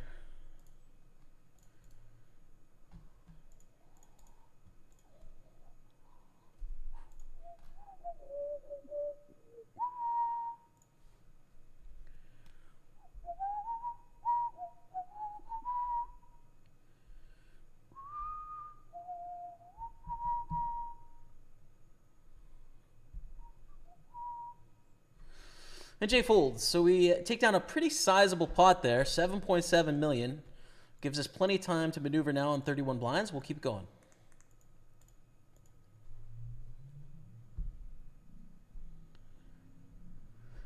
Jim Legend, it's true. It is true, man. Jim Legend. Jim's just bought us a couple drinks, B-Car.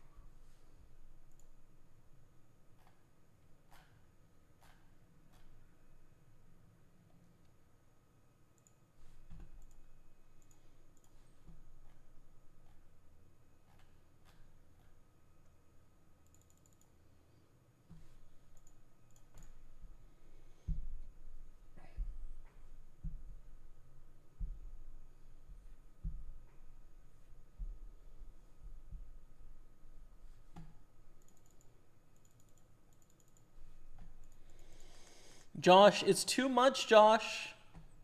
It's too much.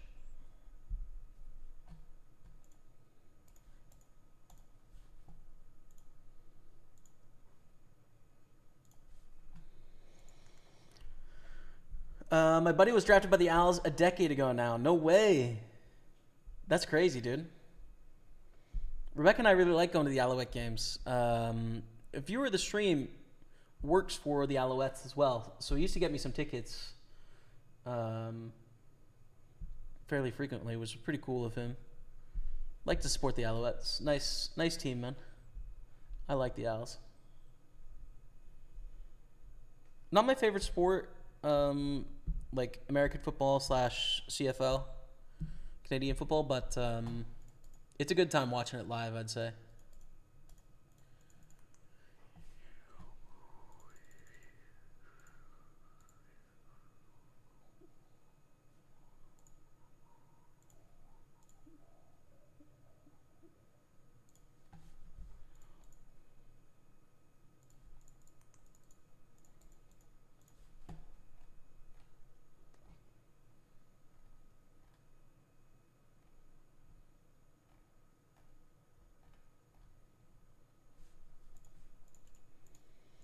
All right, that's all fun and games, but we got ace king here.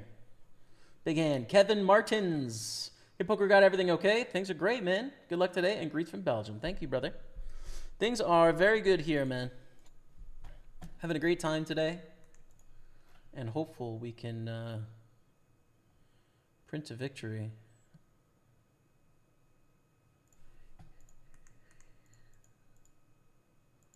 Let's see. We get a snap here. There's better flops for ace king, but I think especially covering for a bounty, we want to c bet here. Snap call, we check.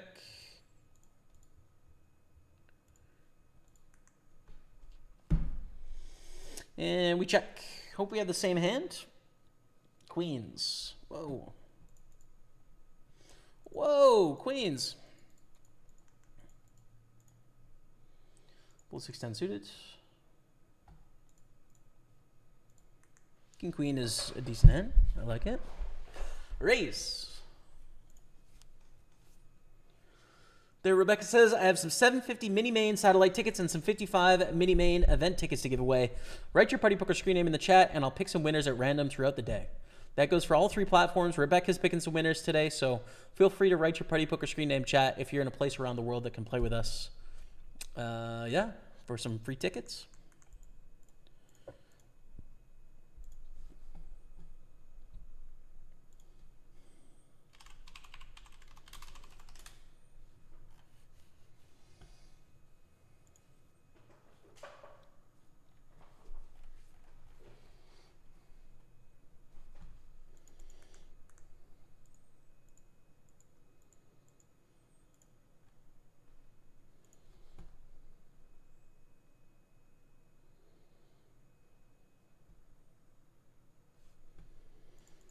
Take it down with a small c-bet. That's fine.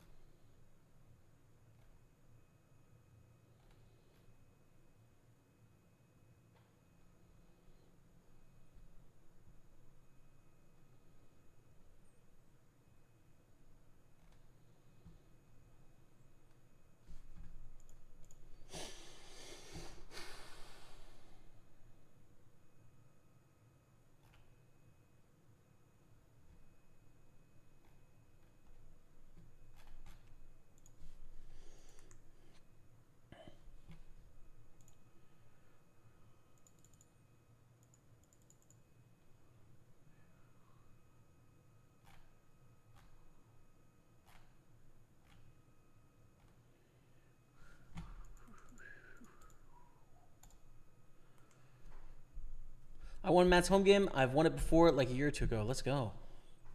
Nice, big shit. Let's go final table hype. Come on, man. Let's get it done.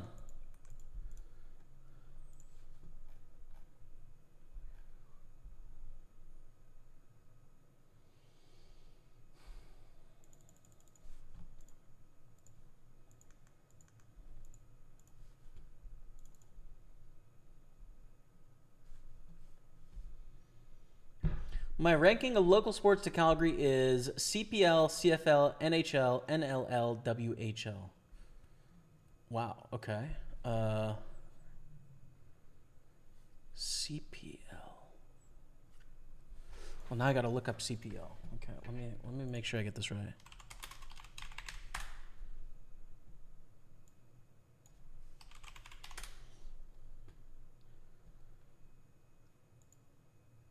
Canadian Premier League. Soccer, football. Okay. Unfamiliar. There you go. Okay, nice. Unfamiliar with it. Ace 8 off is going to be a fold here. CFL, NHL.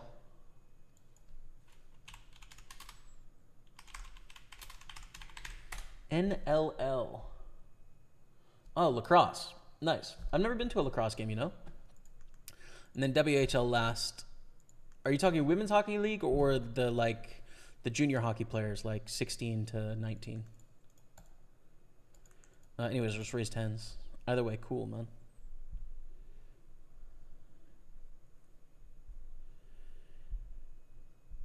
With the boss going for her bed, I've been demoted to going downstairs, so I can only watch on YouTube now. All right, Steve. Mate, thanks for watching. Steve had all 3 streams up. Do you late reg a lot? Yeah, quite a bit. I don't mind late registering. I think it's fine.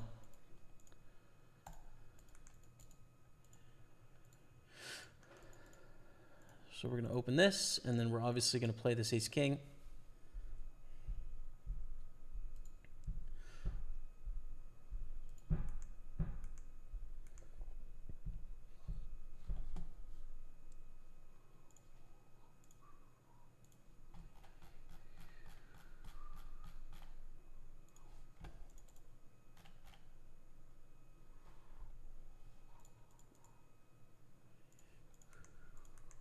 Squeeze it up, 1.8 million.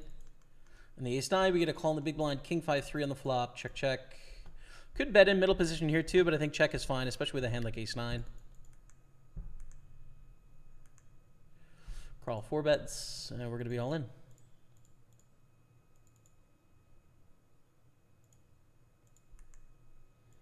Check, check the ace-9 against Theodore Penev.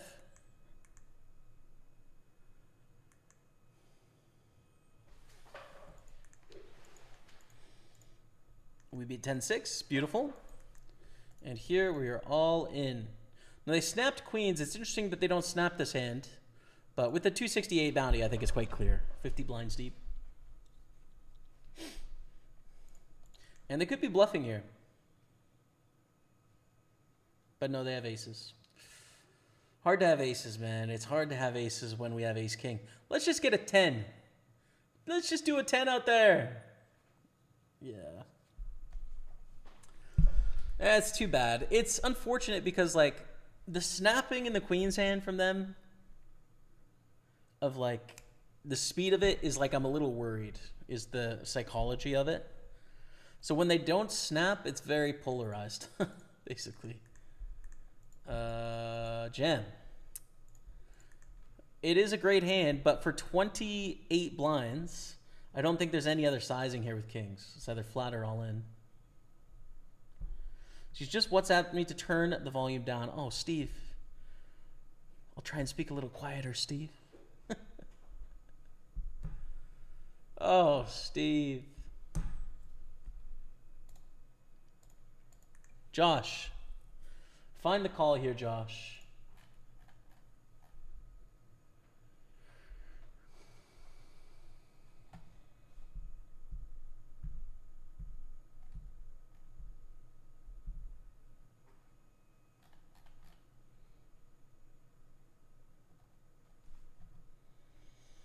Soccer. Okay, word.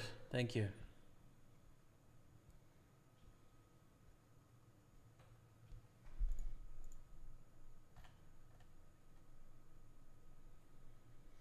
Good 3-bet. I think flat is fine too, though, especially given the lineup we got going on. And wow, a 3-way all in here. Andrea Ricci, Daniel Melson, and Kasparas Gabe. Ace Queen scoops it.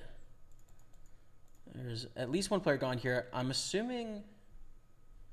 Did Andrea get a double bounty here? They could. Anyways, we flop trips against Timu. Western Junior, word. So Daniel's on 5.8. Andrea's on 18 million now. We're down to 8. 780 cashed. Nice ladder for us. But let's keep sweating this because obviously it's kind of a big one. 9 of clubs on the turn. They could have flush draws that just improved, right? We have a middle kicker 8 as well. I think check is a good idea here.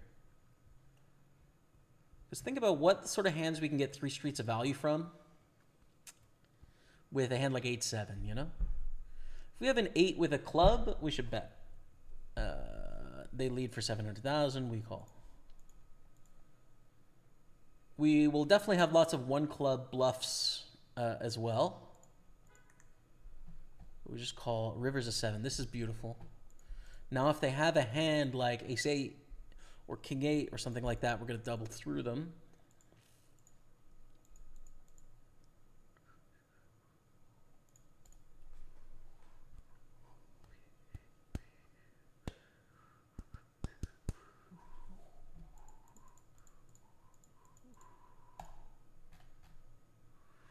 And we're all in.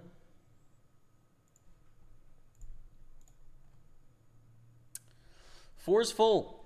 Got counterfeited by the 8-7 full house. We're back to 14.4 million.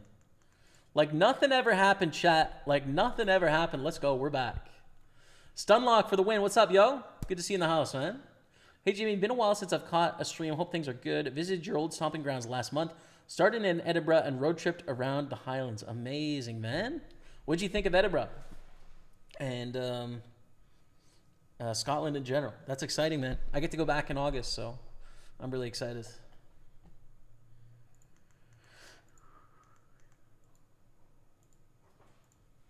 $8.4 million. We are hanging out here, dude. We finally chipped up a little bit.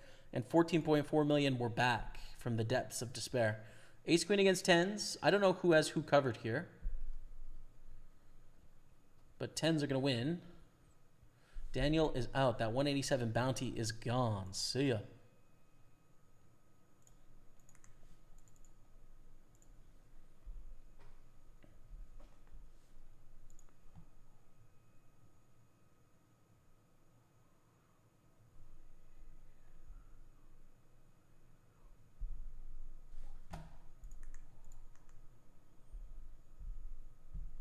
The 4-bet not all in about a half stack is so often ace-ace. It can be, definitely can be, man. King Jack up here. 61 left.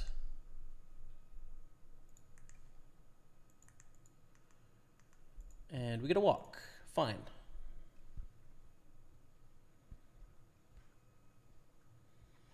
$780 cash here. Next pay jump is up to $979.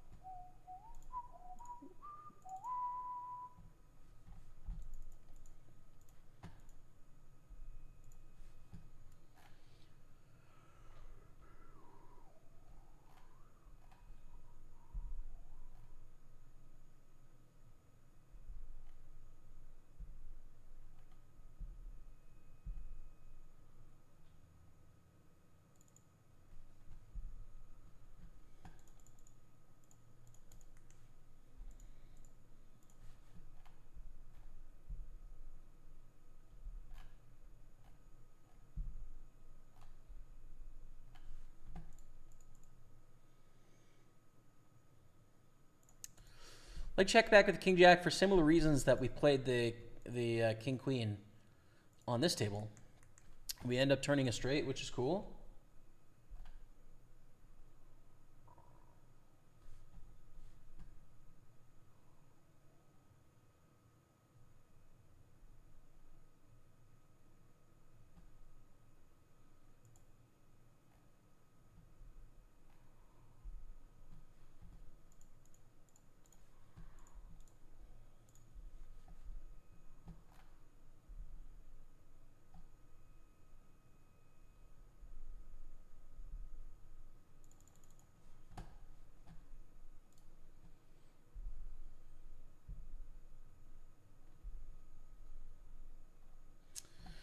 Okay. Thank you all for being here. When we come back, we're in a great spot in the 215 6-max knockout. And on the final table, we're 6 of 8. Exciting moments. I'm going to play you 5 minutes of highlights. Pokerstaples on Twitch, YouTube, and Facebook. Stay with me. 16. We're in the mystery bounty portion, but we're not in the money yet as we flop 2 pair. Bet, bet, bet. Here we go. Love in the chat for the Bezos Bucks. Bet call. Bet again. I hope they have A6. Would be perfect. A6 suited. Be great. A7 suited would be fantastic. I don't mind if you have Ace Jack or Ace Queen or Ace King, honestly, but you don't because you'd 3-bet. At least Ace King and Ace Queen. So we take it down and we continue raising here. And basically a click back from Marcel here, like we're for sure not folding. With the mystery bounty in play, this is like a great spot for us. Just flop hearts, dude. We miss hearts, but they gave us such a great chance. There you go. We flop no draws here, we just fold. So. But imagine we flopped a heart draw. How fun that would be. And P lobbers all in. We should call if it folds to us here. It's a shove for just under 8 blinds, but again, the average bounty here is $781. I think we should probably overcall against Andrea Radici here. 136 to win 362. Let's flop some spades or a king or something. Swing and a miss. I lived in Glasgow for 20 years. A trip there is fine. Living, no so much. Fair.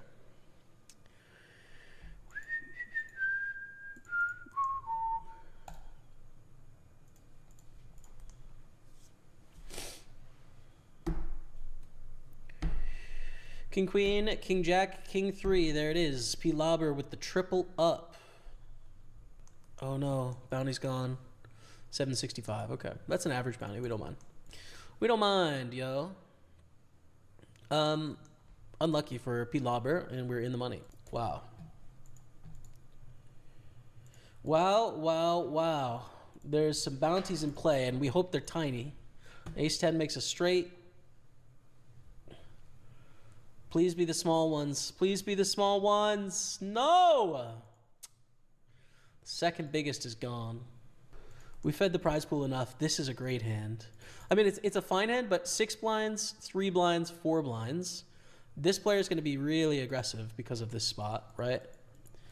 So they flat. If any of these short stacks jam, we'll rejam because I think on average we're ahead of Elias by quite a bit.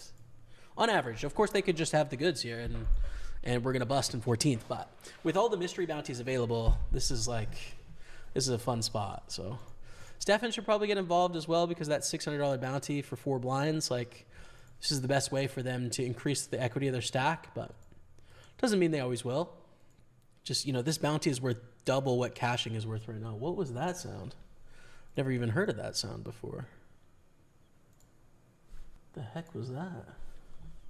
King 9, Queen 10 for a mystery bounty. Could be the biggest one, but we got to win the hand first. Yo, I have no idea what the sound was. What is that, Queen?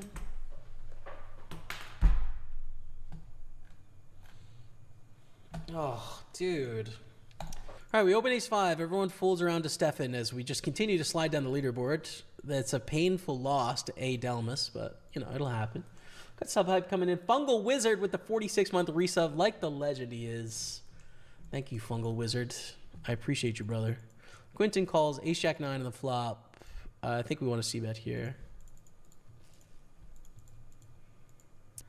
Quentin opens. Do we want to slow play here? Yeah, dude. We really do. It's such a good spot for them to squeeze. And if we 3-bet, their fold frequency is going to be so high because of their stack. Right? It's just 16 and a half blinds. Their stack off range is pretty small. I think we need to call as the best chance to get the mystery bounties here, which are a big part of this hand. Bet a 71,000. We're going to call here. There's better flops than 9-9-3, right? They could have 9x for sure. Not a huge part of their range. 9-10 suited, 9-8 suited, Ace 9 suited, King 9 suited. But a bunch of stuff that is not that, so.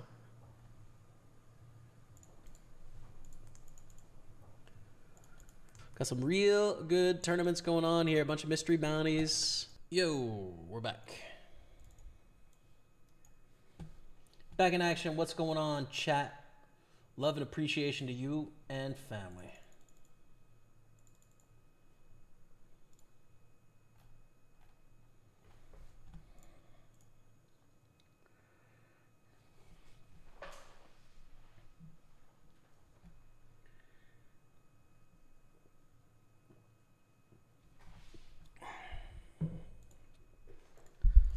E7 offsuit, we're going to fold.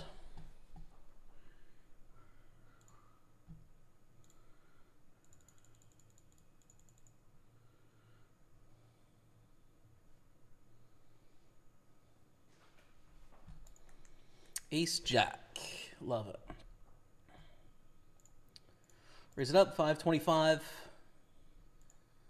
Lines are 125, 250, so getting there, perhaps, you know? There's more chance of stacks getting all in than when we started the day where the average stack was like 100 blinds or so. Now the average stack is 52 blinds.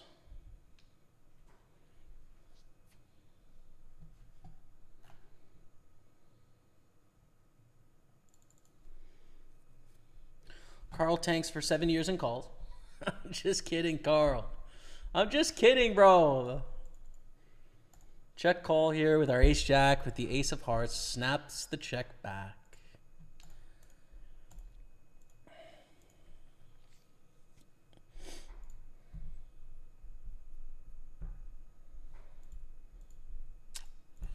Small but fold.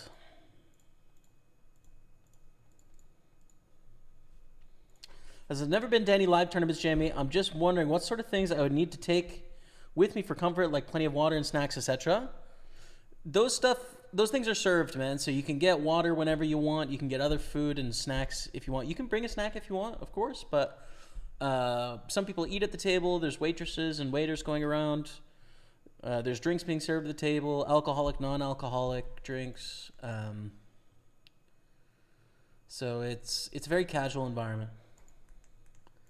Nothing you really got to bring except for your ID. You'll need your ID to get like a casino card probably to play. And that's about it.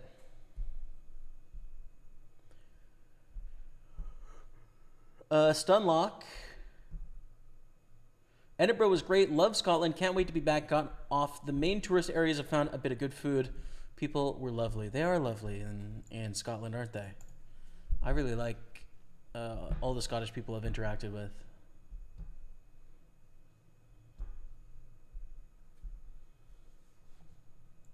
That's cool, man.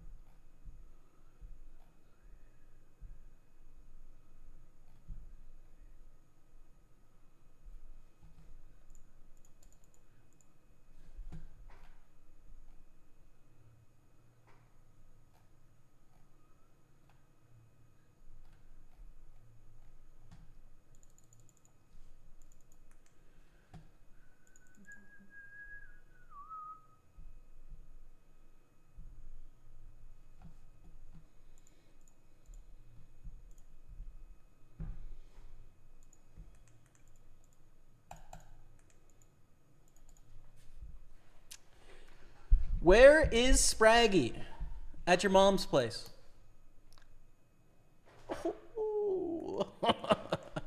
No, the real answer is actually Spraggy. I'm going to call. Theory would check raise here, but I think call is better. Spraggy has a YouTube account issue. You're asking on YouTube, so he is just streaming on Twitch today. So you can find him there. Spraggy's a legend. Always love Spraggy. But here's the other thing you need to know. It's rude to go into another streamer's chat and ask where another streamer is. That's rude. Don't do that. It's like me going to your father and saying, where's your mother? You know what I mean? He's going to be like, what for? And I'm not going to answer him. Okay?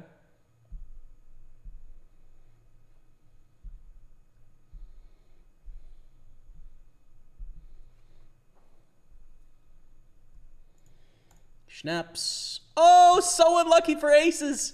Let's go. 187 bounty coming our way. That's so sick, dude. Holy 21 million chips. We might win this tournament. Low key, it might be in our future. Let's go, dude. 575 in bounties, plus the chips. Now we have the aces.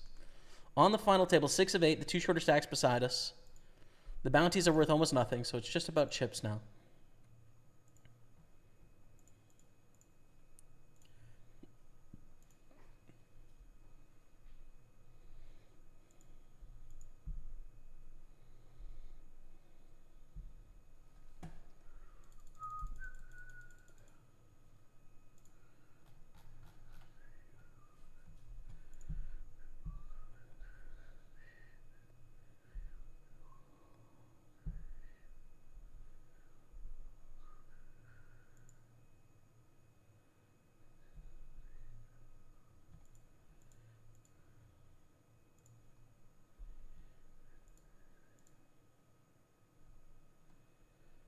I'm going to bet 1/3 here with our aces. Flop is fine. There's not too much they're going to interact with there. Like, they could have 10-9 suited, 9-8 suited, 8-7 suited sort of hands. They could occasionally have 10s, 8s, 6s, but of course they could have a bunch of other stuff often that we're beating. Check raise to 1.9 million. I think we want a fast play here. If they fold a flush draw, fine, right? If they get it in with ace-10, great. I think we want to play our hand for all it's worth right now. So let's play for it right now. Flush draw and a gutter.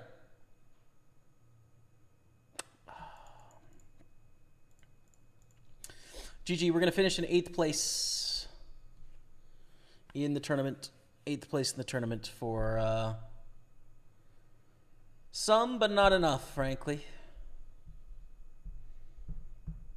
1,100 or so. Damn. Okay. Good try, though, and good tournament. Ace-Queen all in against 3s. We double it up here in the 215 Ultra Mystery Bounty. This is the main bay. 12 of 55. First place is going to be 20,000-ish. Just 2 tables left. Talking of Scotland, I'm Scottish. Love to see it, bro. Going to join us on the Party Poker Tour in August in Glasgow? You should.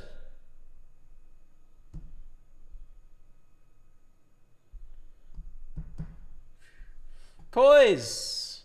Absolute Coys, AM.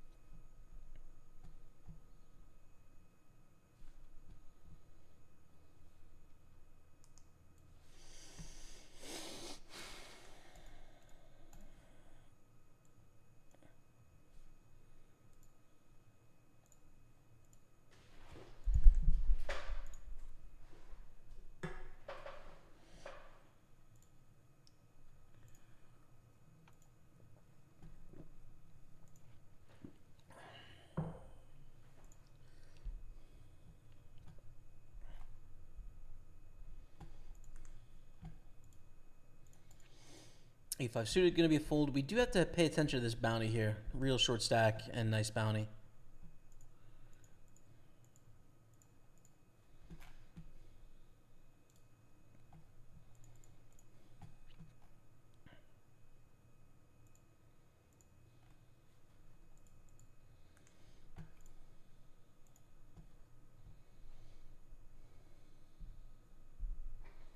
Preach it, Jamie. Let's go, dude. Let's go.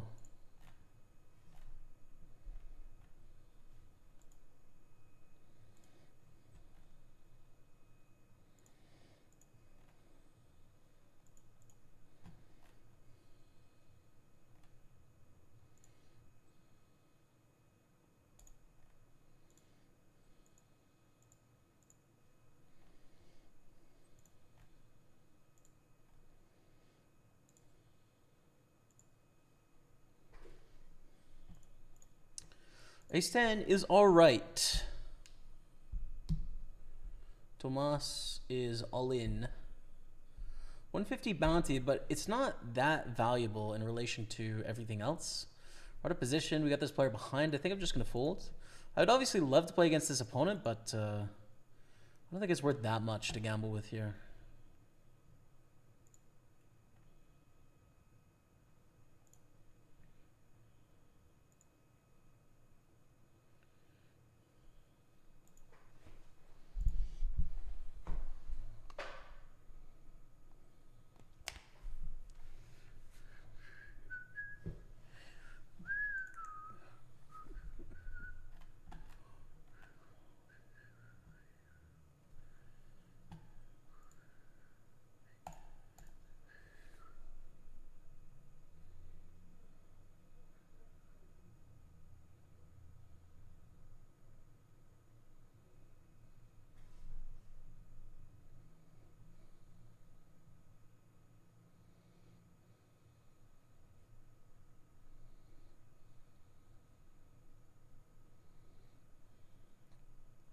Just waiting to see if someone busts before them so they can get the free ladders. That's what we're waiting for here. GG, guys. GG. Ace 5 against King Queen. That is a lot of potential, but no Tomas. The double up, 4.4 million. Bounties stay on the table. We don't cover Chow, but damn.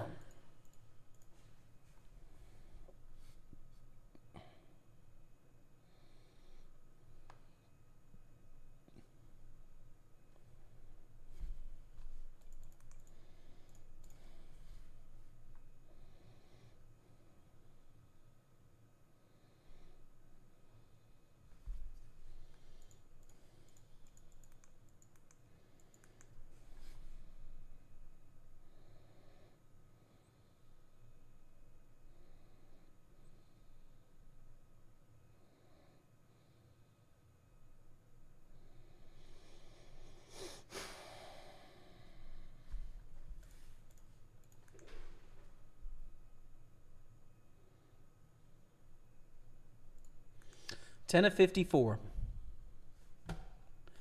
10 of 54. We'll start to open some tables, some of the other tables in a bit, but why don't I open maybe 2 other tables now?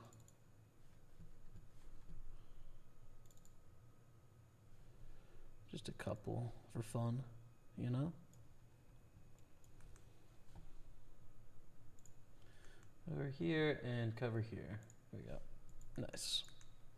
Got a few open now.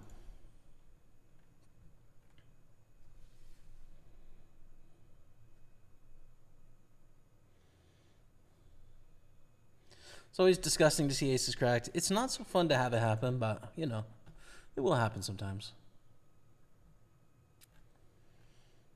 It's tough to win 1,000 person tournaments? 1,000 person tournaments. Yeah.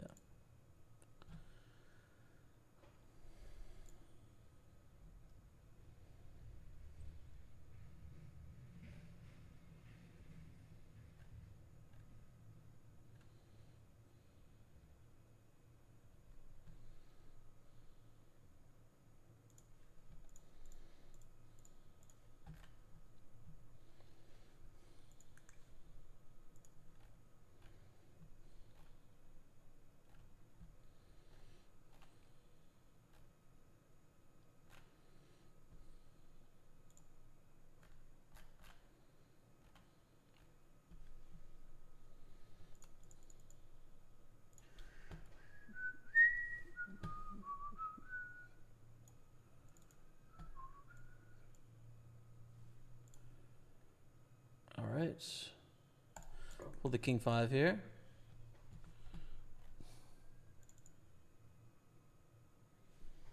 And we have a new table in the mystery bounty.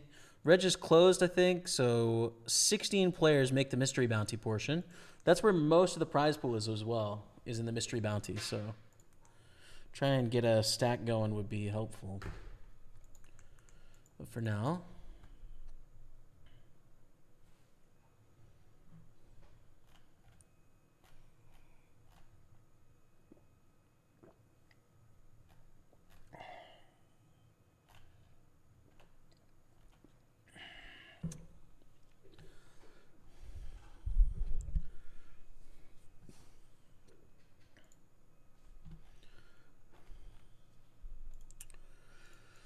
open to 630. Let's play. I think call is best. It's too much to shove.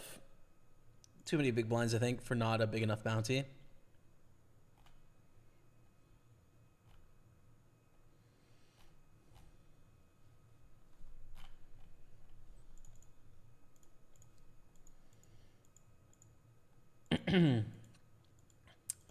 Bit awkward with the underpair. Probably going to check raise and then check turn.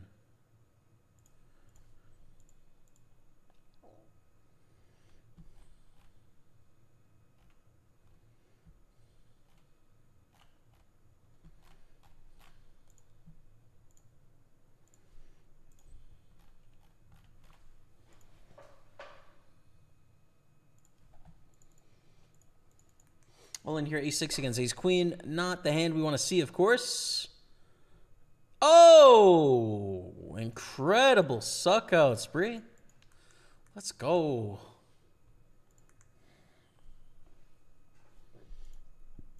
Check raise, check fold for sure. Really bad turn.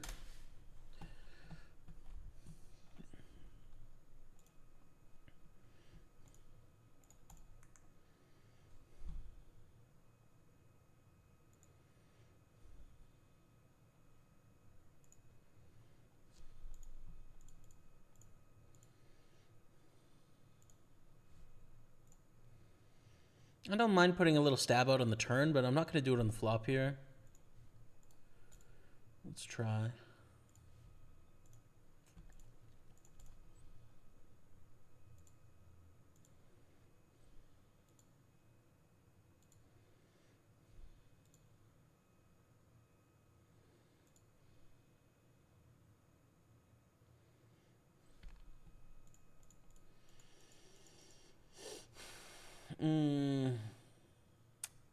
No, check. I think give up here is better.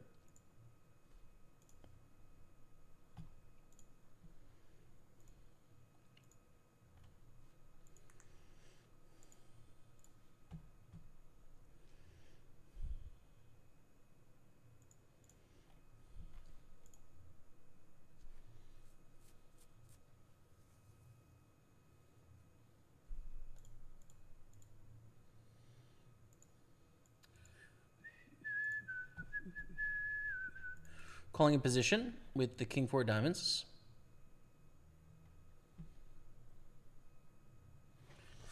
What's your view on Putin, Jamie? What you expect it is? I think his politics suck. I think what he's doing to Ukraine is a humanitarian disaster. I think Russia's claims to Ukraine are zero.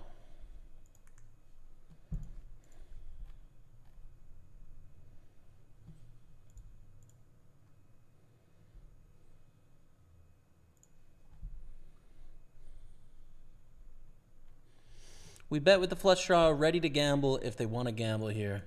212 bounty available, but no. Take it down.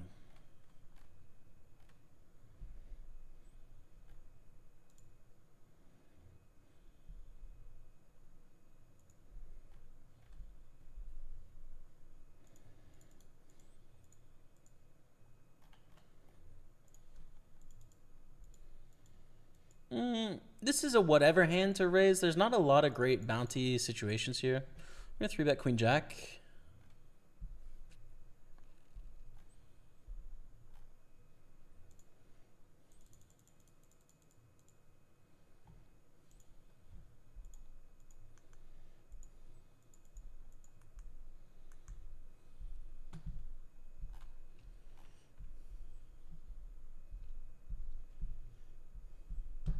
The poop been falling for 10 years, 9 days, and 20 hours. Let's go. Just a bit of time, dude. Just a bit of time for you and fam. Jamie, evening and good luck. Been watching from the start, now watching in bed. Hey, man, have a good rest tonight. Hope you have a great sleep, dude. I'm going to have a good sleep tonight, too. I woke up a little earlier than I have been recently. Didn't sleep super long, so I think tonight I'm going to sleep like a baby. And tomorrow's my birthday, so...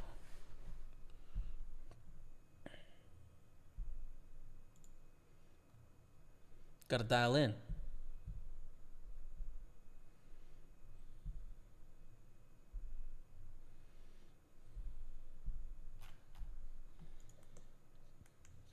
Queen 9, King 7. Tomas wins a double up. Zhao loses again.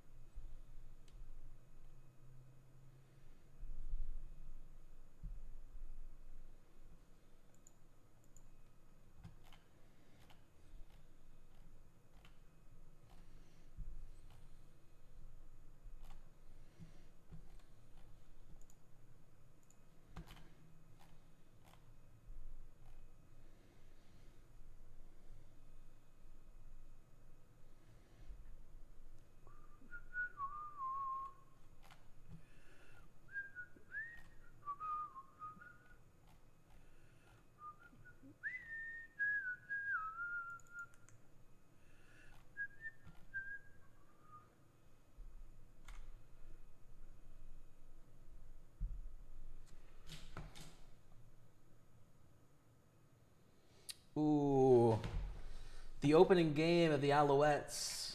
Just got an email about that with the flyover and everything. Got to add that to the calendar, man. 6-7 suited we're going to raise here.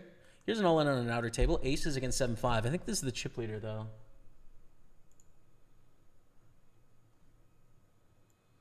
Oh, Friday the 6th of June. Friday the 6th of June. Holy smokes, dude. Already? Open 3-bet to 30 bands, eh? Well, shucks. Shucks. You're gonna fold to 5-9. 7:30 p.m. the 6th of June. Home opener with a flyover. Tickets are $29. Well, count me in, dude. Of course I want to go to the Alouettes. Rebecca, book it, yo! And then we have the Rocket Classic game, the Rocket Playoffs game the next night. I mean, come on. This is beautiful. Absolutely beautiful.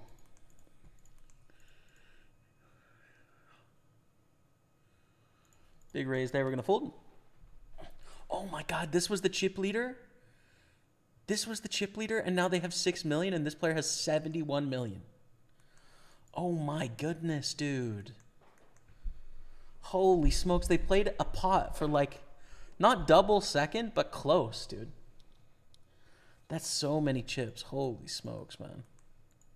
Look at that $756 bounty on that table. That's gettable. 20 blinds deep, $756 bounty. Give me a chance. Good evening and good luck. Oh, already read that. Well, thanks again, dude. Thanks. Thank you again for the kind words. Puzzled Boot has been following for 8 years and 4 months. Not a common chatter, Puzzled Boot, but it's a pleasure to have you lurking here, my friend. A pleasure.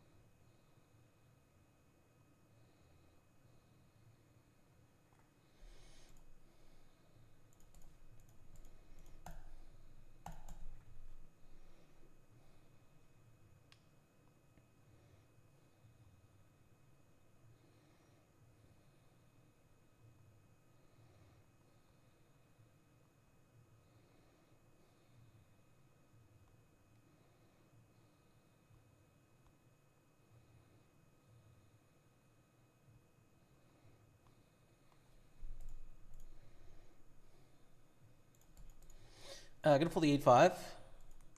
Now this is a full house. The run out, we actually could lose on this run out, but full house is a pretty good hand. Question is, do we want to raise here on the river? I don't think so. With the bottom full house, we would have got paid from that hand though. Dang it, dude. Anyways, we're in a good spot though. Mystery bounty started 16. $15,000 is in the mystery bounty pool. That's a lot. The $756 bounty is gone on one of the outer tables. We're going to fold queen 5.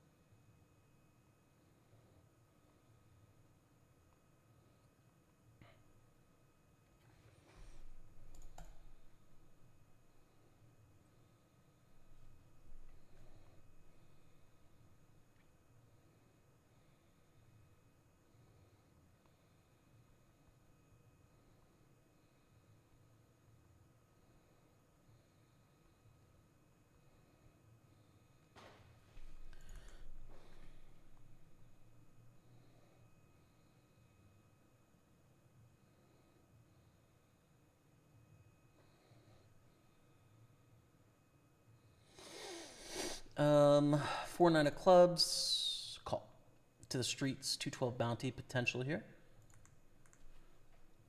That's such a good flop. Wow. What is an alouette beside the name of the team? I forget. I don't know. Alouette is the plural of alouette, which is French word for lark, bird. C bets 2.1 million. Just raise here, I think. I think they're ever folding for this. 9-4 against queen 9. We need a club. No, dude. Oh, man. So much equity there, too. Damn. Yeah, it's a lark. It's a bird. Which makes sense. I can see it on the logo now.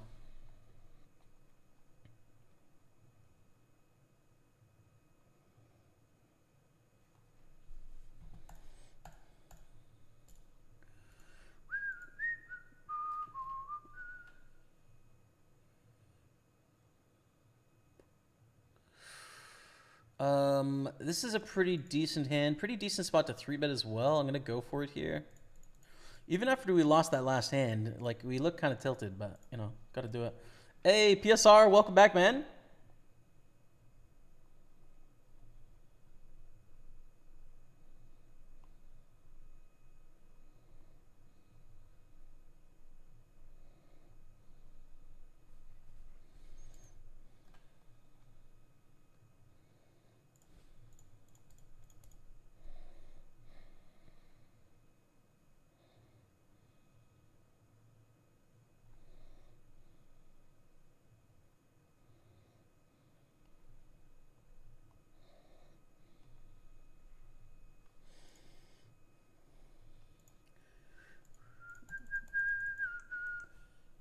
All of a sudden, this has got some real potential to be a big... Because the average bounty, when it starts with 16 left, is going to be just under $1,000, right? So it has potential to be a lot, I'd say.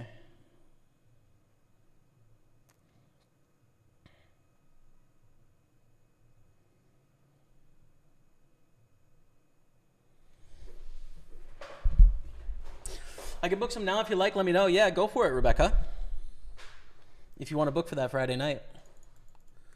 But do we want to book more than two and invite some friends, or is it just a me and you thing? Oh, it's kind of a romantic night, dude. I don't know. And we've got so many friends going to other sports games. Maybe it's just a me and you thing. What do you think, Rebecca? It is a romantic stadium, man.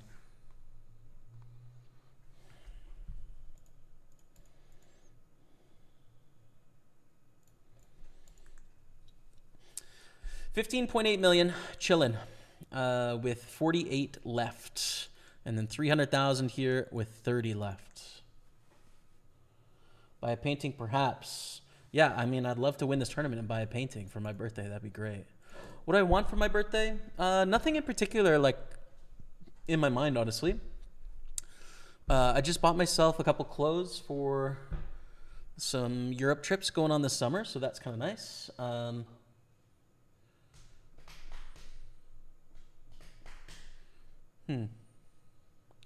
Yeah, I don't know, man. I kind of have everything I want, to be honest. I lurk a lot between watching Trackmania, Khaki, a lot the last couple days. Bro, I watch Trackmania going to bed all the time. We're going to call this. Watch the like, in my head, a trio of the king content creators of Trackmania, in my head. You can tell me if I'm wrong, but Virtual, Scrappy, and my German friend, what's his name? A bit of 875. We just check raise here? No? On Jack 6-3? No, we call, actually. Board's too dry to check raise. Just call and let them barrel the turn. Call off. Hope it's a bluff. Like, it can still be queens, kings, aces. It could probably be ace-jack offsuit, but not suited. It could be queen jack suited here. But yeah, like, check to induce, basically. And they bet less than all in. Bit surprising.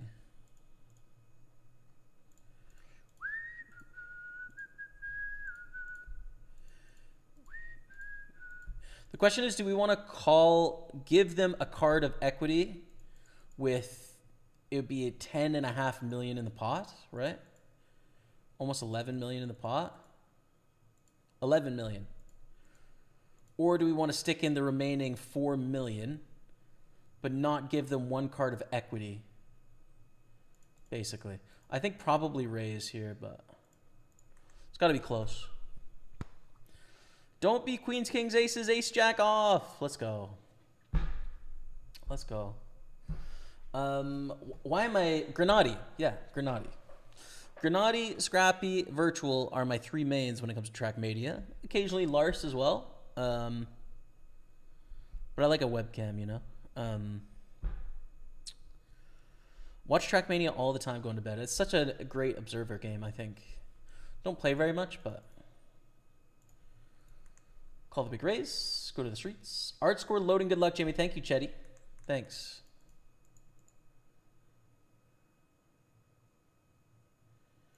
Call a really small bet with the gutter to the nuts. Turns an 8. What are our bluffs going to look like here? King, queen, king, jack. 8-7 suited, probably. It's not a lot of combos. So we should probably bluff.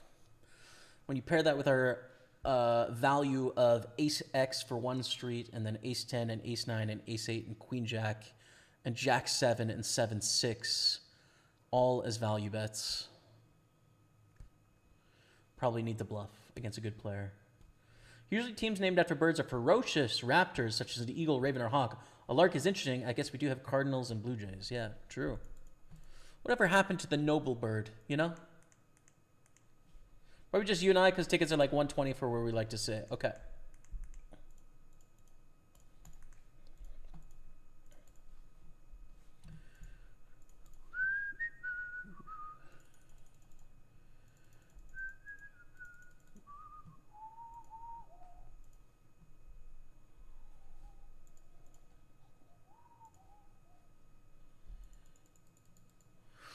Do we want to bluff? Do we want to bluff?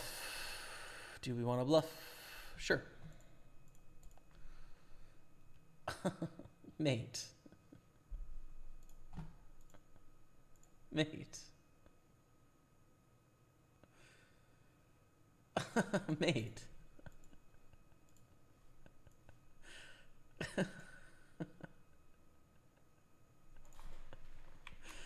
Mate.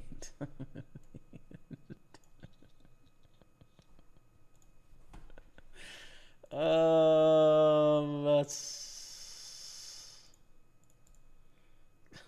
So, If you guys don't understand what happened here, it's 9s and 7s. So the kicker plays. So he called with a 5 kicker. Oh, this tweet's going to do numbers.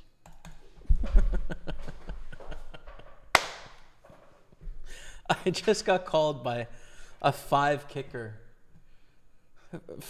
2 pair with a 5 kicker and lost. Oh, God, dude. What do I caption this thing? Oh, my God, man. Grenadi, that's it, dude.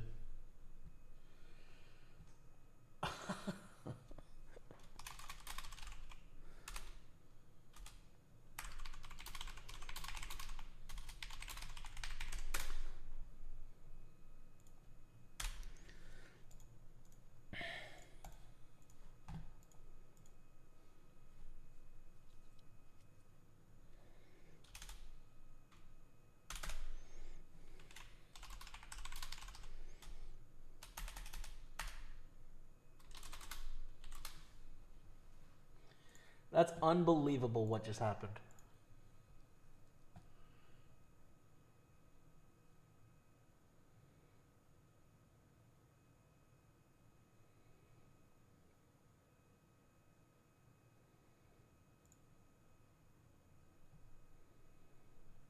That's so epic, dude. That is literally so epic. Oh my God, man.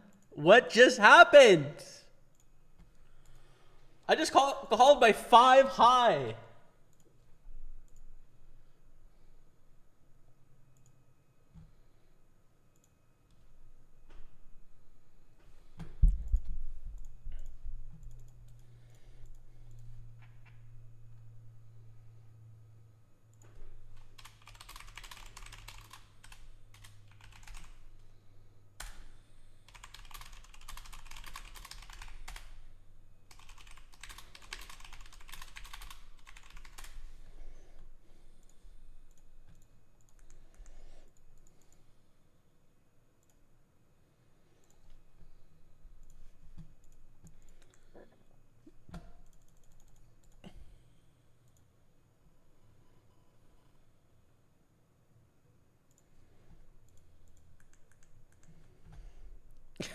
That's so sick. That's literally so sick. Oh, it's so nasty, dude. It's so nasty.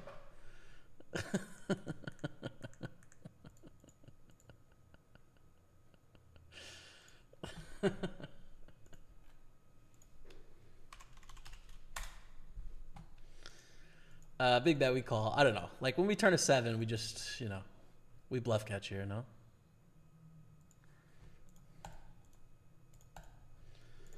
Eight's not the greatest card, but like if they have an 8 or a 9, they're gonna check here, right? I would think. It's either a 3 or a bluff. I guess Jack 10 is probably gonna bet like this now as well. Jack 10, 10, 6, 6, 5, any 3. Probably not ace 9. I don't know, man. The overbet jam, there's a nice 375 bounty on them as well, but it is for our tournament life, which is pretty sick.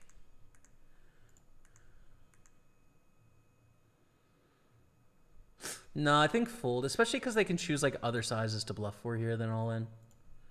I think the all-in makes it a fold. Bro calls with 5 high. What a hero. I mean, that was unbelievable. Je te vois jouer. J'apprends beaucoup et joyeux anniversaire.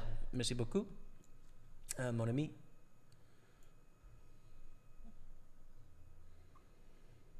I like to watch you play. J'apprends beaucoup. I don't know how j'apprends beaucoup et joyeux anniversaire works there. J'apprends is like, I understand a very joyous anniversaire or something. I don't know how it's used in that context, but like I think I understand what you're saying, but I wouldn't know how to use je prends beaucoup et joyeux anniversaire.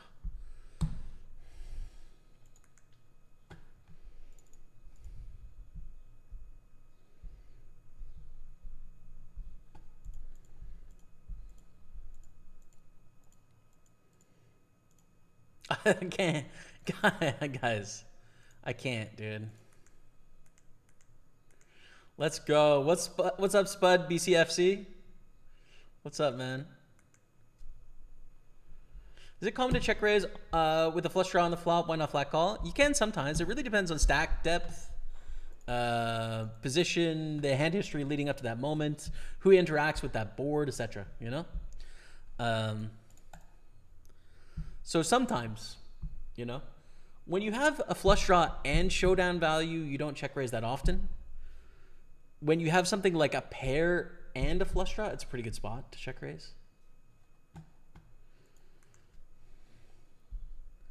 Real Betis admin did something funny. They officially changed their logo to have a bird in it temporarily for the final against Chelsea because all teams that won something so far had a bird in the logo, which is pretty epic, yeah. It's pretty funny.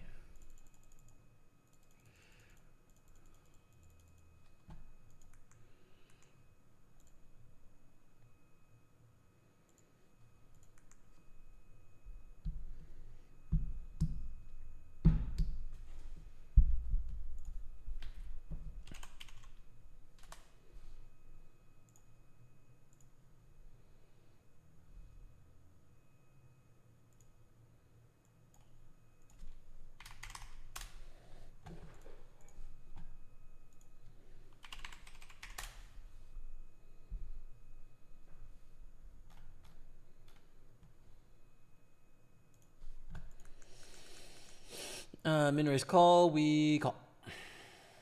I think they misread the board and thought they were calling with a pair. They definitely did that, yeah.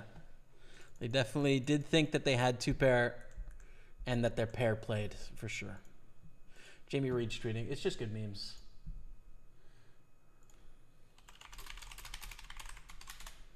It's great memes, honestly.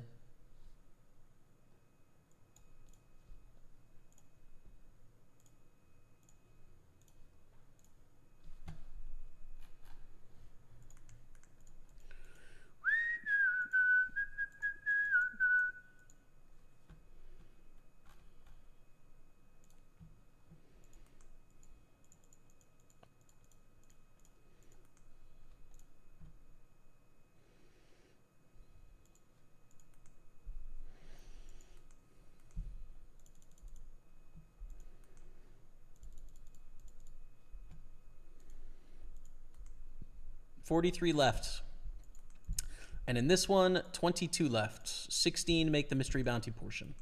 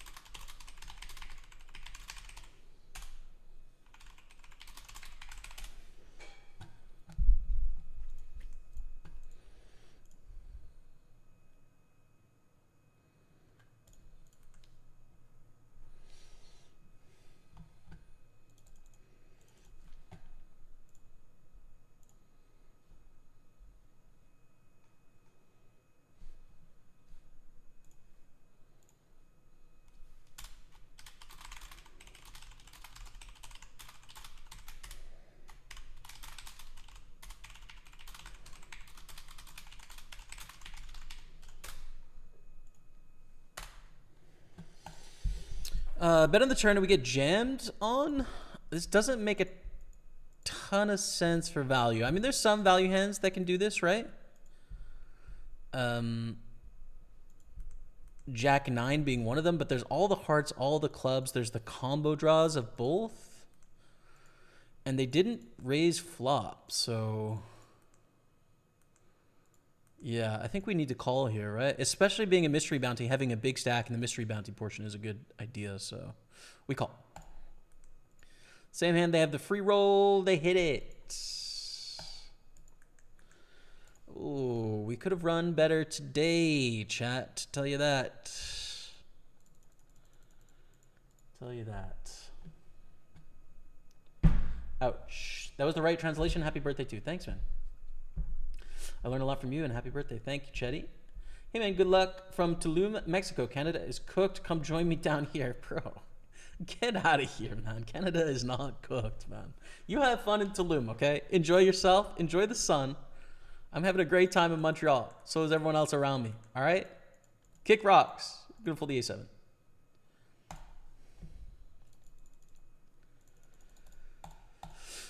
Kick rock. Not everyone, of course. There's a lot of people that aren't having a great time, but Canada's in a pretty good place comparative to most of the world. I've seen a lot of it. It's a very fortunate to live here.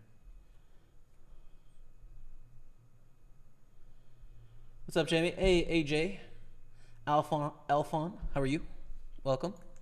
I'm pretty good. I mean, I don't like that I just lost that pot, but, you know, I'm okay. All right. We're down to the final 41 here. The chance to win. Got a couple tables open. Let me cover this up. There we go, so we can sweat that. Final 41.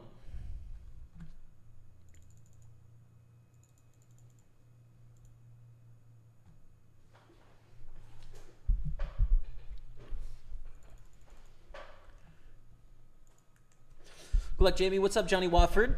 Hope Millions has been good to you so far. It's been decent, man. Some good runs.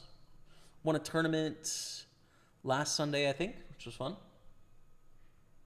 Was it last Sunday or 2 Sundays ago? I don't know.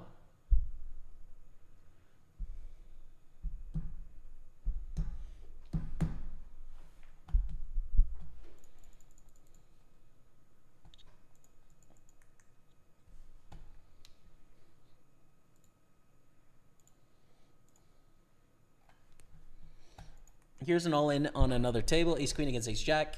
I don't know who has who covered here, but 27 million chip pot is a lot.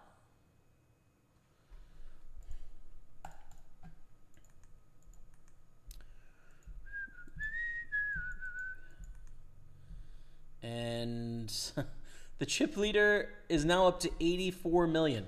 Wow, dude. Second place has 44 million. Chip leader has 84 million. That is sick.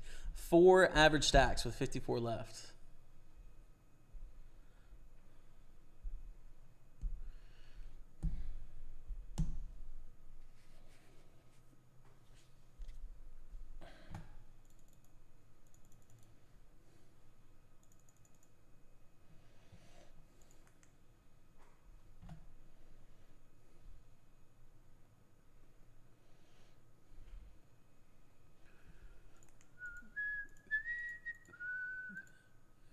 Ace 9's okay. I don't like raising this lineup, though. I'll just fold.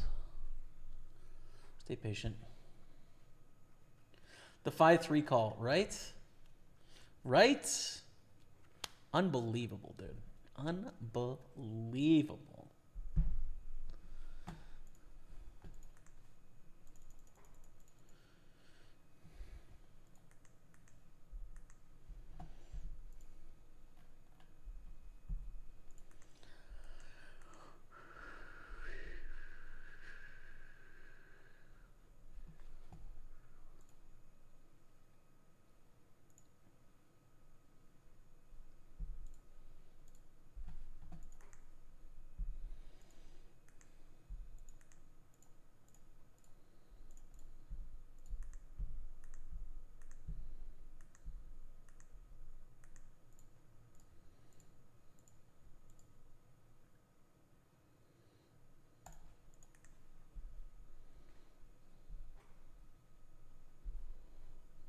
No, I know, right?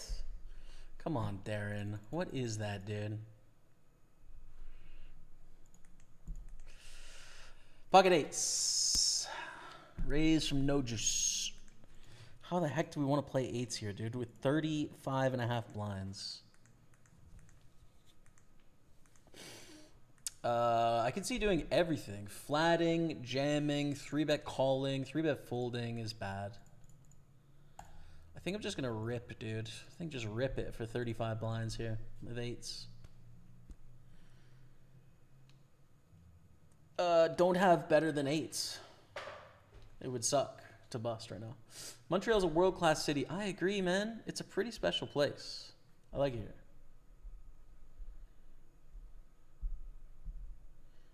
Take it out.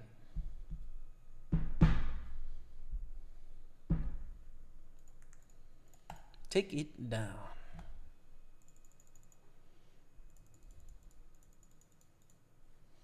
Hey, JB, good luck, man. Thank you, Steam Pot. Thanks, man.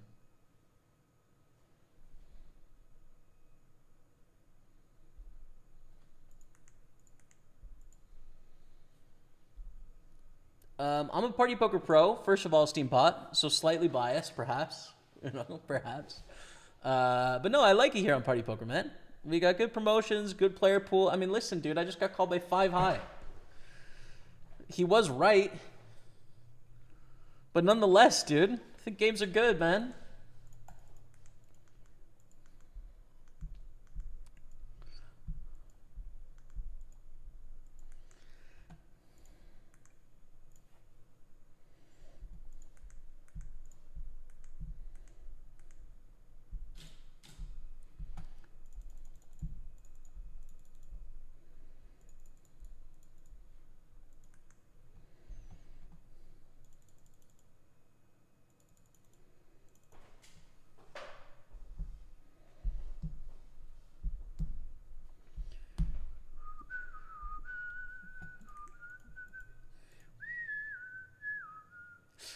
You would typically open here, but there's only one bounty we can get. It's 19 blinds deep. Everyone else is playing kind of passively. I don't know if that's going to be worth it here with threes. I'm going to say no. I'm going to fold threes. It's kind of a tight fold, but I think it's fine.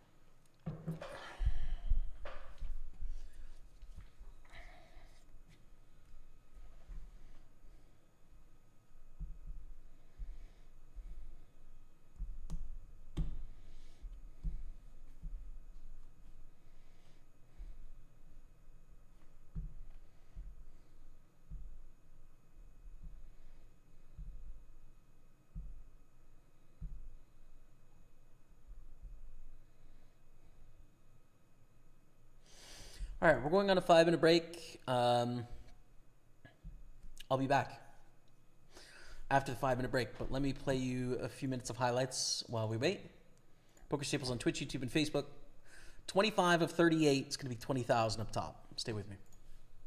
4 of 9 in the 320 millions 8 max, which means I think we're going to get a final table here. The big bounty's still there. We lost 2 of the mins. Let's go. Average bounty's up to 773 now. That's great news. And I think it'll combine us to a final table in a second here. Let's see. Yeah, 1 o'clock is my last chance, but tomorrow. But hopefully we don't need it. We're going to make it through tonight. Holy smokes, final table. We're down to 8. Oh my goodness, and the bounty goes up. Final table hype of the 320 8 max mystery bounty. Coming into the final table, we are 4 of 8. We have a potential bounty right now on the line. The average bounty amount is 773, which is actually a pretty big deal in relation to the prize pool. We have a reshove here. It's worth like a lot of cashing. There's 2 mystery bounties. This is a gamble. We cover both with 10s. Holy smokes. It's a gamble. Good luck us. Okay, kings, unfortunately, so we're screwed. This is the bigger pot as well, so we just need a 10. We just need a 10, dude. Okay, this bounty's gone. That'll knock us down to about 400,000. It is a min bounty for 150. Okay. Damn, dude. All right. So at the final table now, 7 of 7, maybe? No, we actually still cover 2 people. We're 5 of 7. This is fine. This is okay. Queen Jack of the big blind. It's a whatever hand, but it's going to be worth defending against the chip leader, who's going to open really wide. And try and flop a pair. C. Peterson calls. We call as well. Unfortunately, that sucks. It's okay. It's just, you know, we're not going to win. And I kind of wanted to win. You know what I'm saying?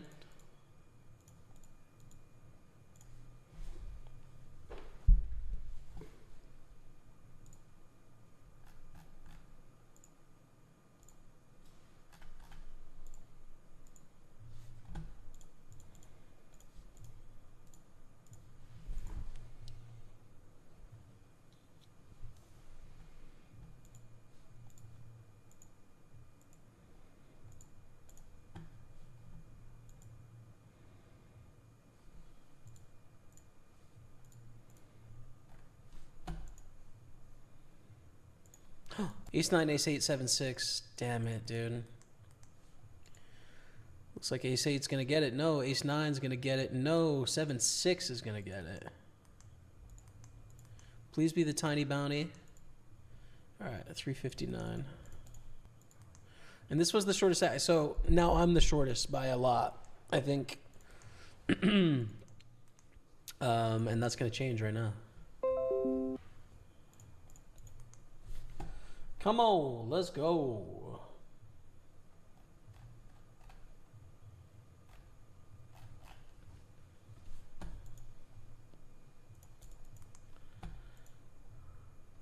Good start. Ship it. Let's go. 600,000. Not in a bountyable spot, but we do have 640 in the prize pool. And we got ace king. Raise out of the gun. We are all in. Good luck.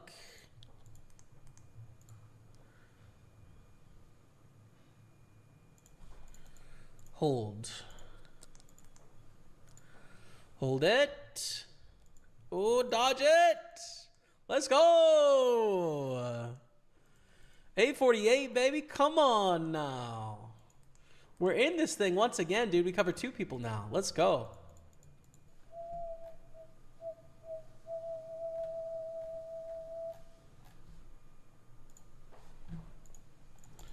Ace king, ace jack. Ace jack scoops it. Bounty's gone. Be a small one. Be a small one. All right, that's fun. It's not the smallest, but it's small enough. So the average bounty goes up in value now. 1, 2, 3, 4, 5 left. 2 of them are decent. Ace queen, let's go. All right, good luck, us. Big spot, daddy.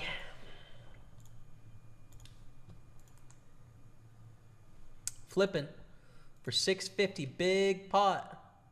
Oh, the nuts. Let's go, chat. The nuts, 650. All right, we covered this opponent big time now. It's not like we're in a good spot all of a sudden, but, you know, we're in a much better spot. I don't think we want to do anything here, especially with this shorter stack. I had to re-enter the 162, run into kings with queen 10 suited.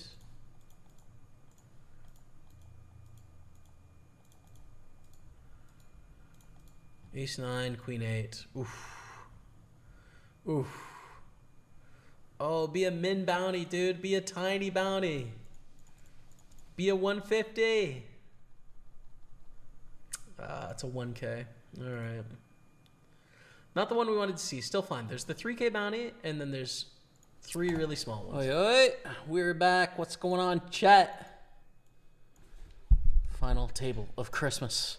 215 millions online, 6max championship, progressive knockout, day 2. Got 397 in the prize pool, 575 in bounties. Call it $1,000. Trying to get the victory, which would be about $20,000. $20,000, Bree.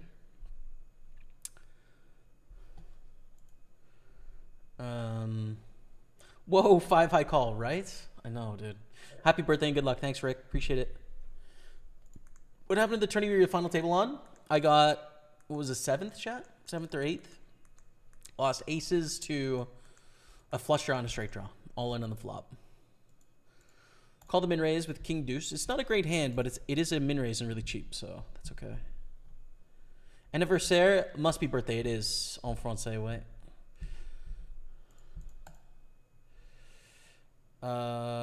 Bets a quarter. Our barrel frequency is going to be high. We'll just fold. It's fine. That's fine. That's fine. I'm sorry, Phil Walsh. Yeah, Rebecca hasn't been able to hit the Sadie either recently for the main. She's been trying.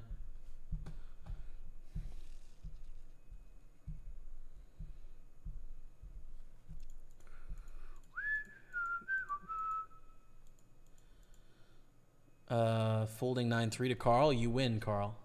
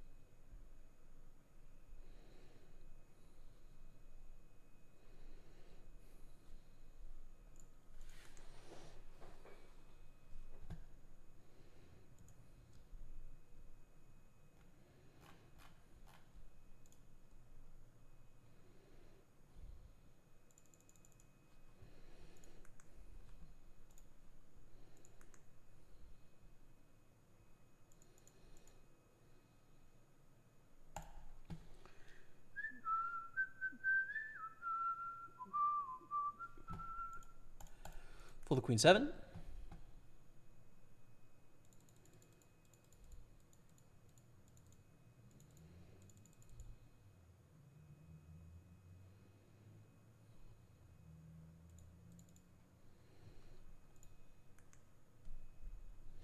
Our stack is very medium right now, I'd say. Medium value. Oh, Johnny Watford, did you raid? I'm sorry, man. I missed it. Thank you so much for the raid. Appreciate it. Welcome, everyone tuning in. Glad I finally got a chance to raid you. Still new to streaming, but play a lot on Party. Gotta get some sleep, work early. Best of luck, mate. Cheers, man. Thank you very much for that, Johnny Watford. All the best with the stream. Am I going to see you at any of the Party Poker Tour this year in the UK? Thank you, brother.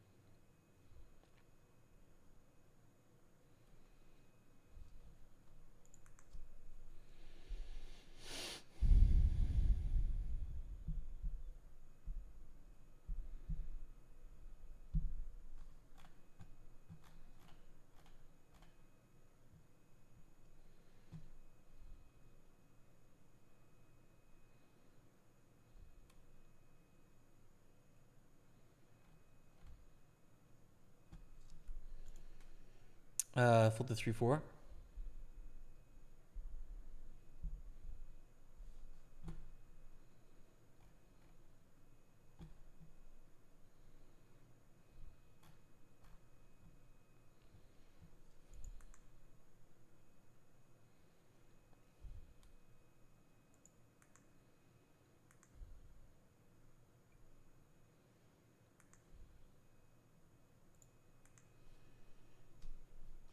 Hope you have a good day. Hey, Twilight of the Beer Gods. What's up, man?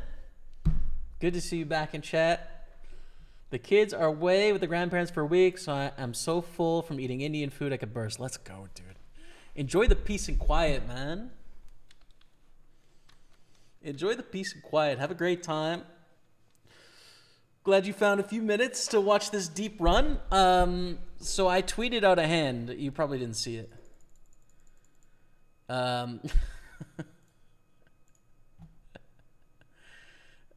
This happened to me. I bluffed the river and got called. So 7s and 9s with the 5 kicker is good. Nice bluff catch. Nice bluff catch. Pretty funny memes, dude, frankly. A hilarious hand in my... I'm not even mad. I'm not even mad. Just quite funny. So that happened today.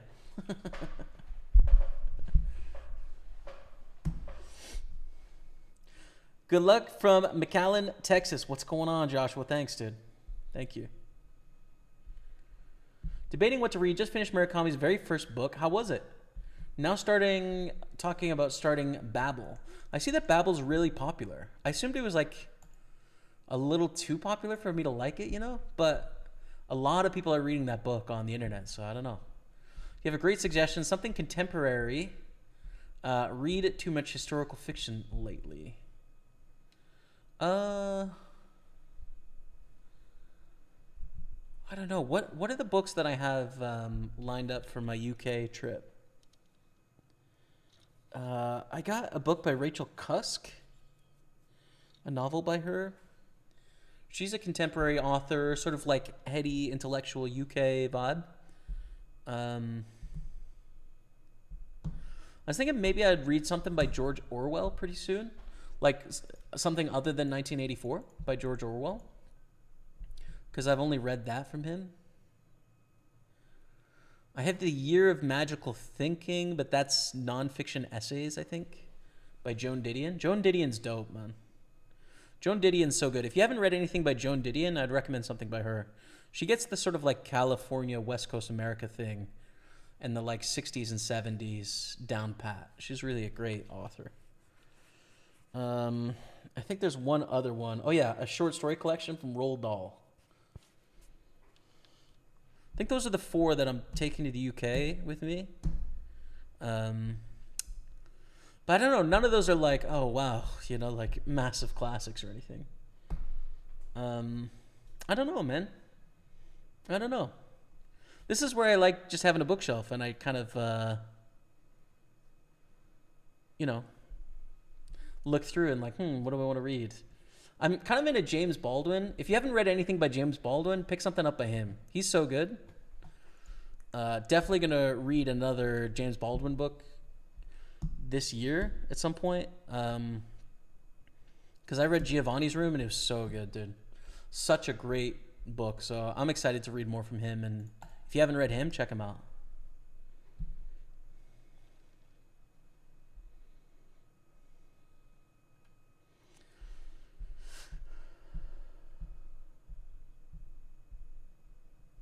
No party poker tour for me, Jamie. Sadly, I live out in Gibraltar. Don't get much time for live trips with the 2 little ones. Maybe next year. Understand, of course. Hopefully next year, man. Always making legendary moves. Thanks, Perp. What's going on? I'm in the 33 Ultra Mystery Bounty Final. 57 left. The big bounty's still left, but I'm not getting any bounty hunting spots. Rebecca. Win it. Win it.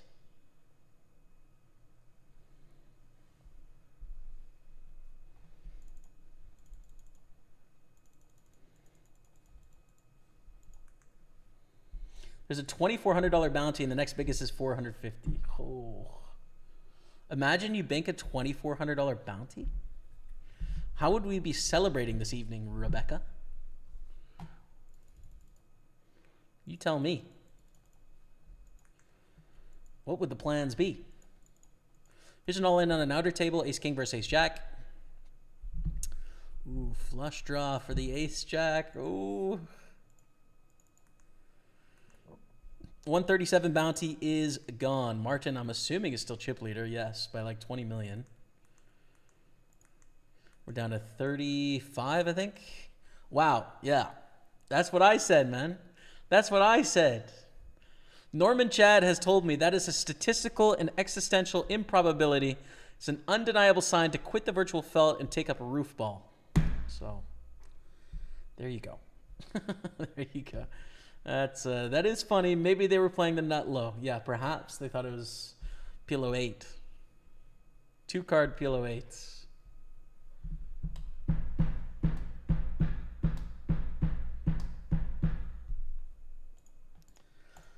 This is a 4-bet all day. Ace Queen suited. Beautiful hand.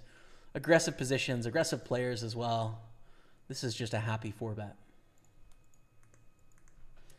A happy 4-bet. No joue. V, why don't you call me? No joue. V, why don't you call me? No joue. V, are you feeling lucky? No joue. V, why don't you call me?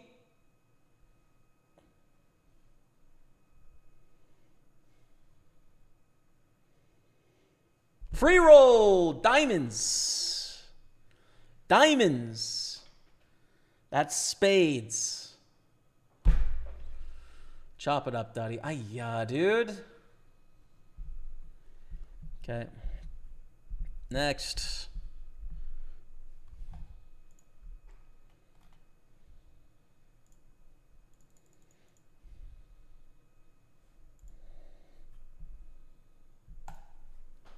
Recommend Animal Farm. Yeah, pretty good. Pretty good book for sure. I think Animal Farm, and you tell me if I'm wrong on this, chat, but I think Animal Farm is a book where you benefit from a guide. Not that it's difficult to pick up on the, you know, what it's doing of like, this is a comparison of communist Russia, right? Soviet Russia. But I remember reading Animal Farm in high school, and a lot of the events tie to very specific events within the Soviet Union.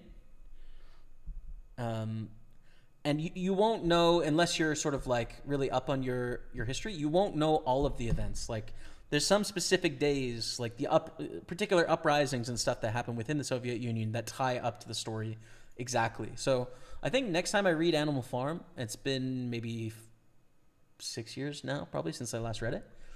I'm going to read it with just a little guide so that I can make sure I get all of those references. But you can read it without a guide too, and like you know, it's understandable what's going on with the bourgeois and the ruling class and the how the sort of whole system breaks down. It's a good book. It's a really good book.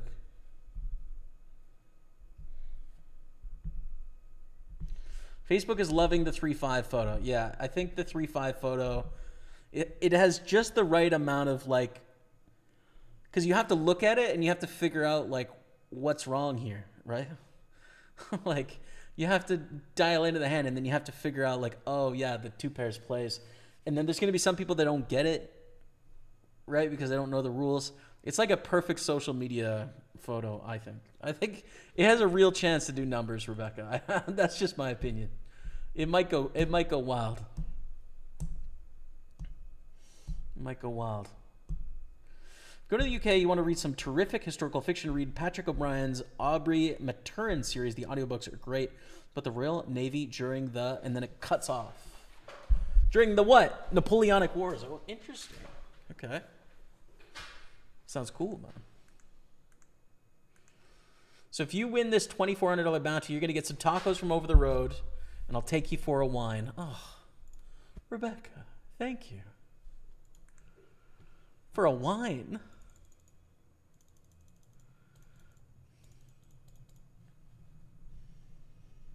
But it's really about friendship. Oh, nice. And tomorrow I'll buy you a book and a record, and that's my $2,400 spent. Yeah, exactly. Exactly. Perfect.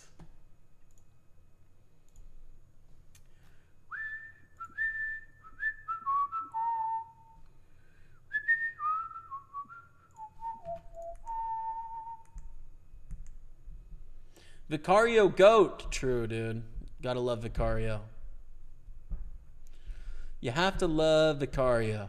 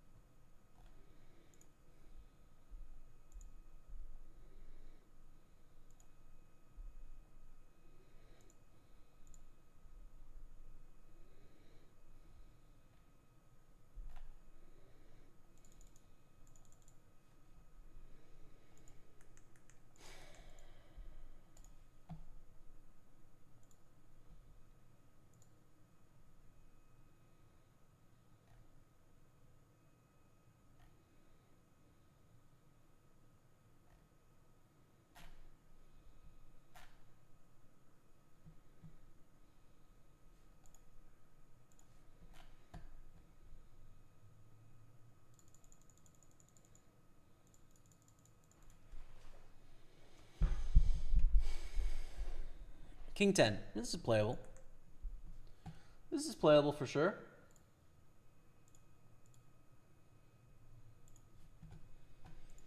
Joe Michelato goes for the raise under the gun, though, which I think is not worth playing versus under the gun.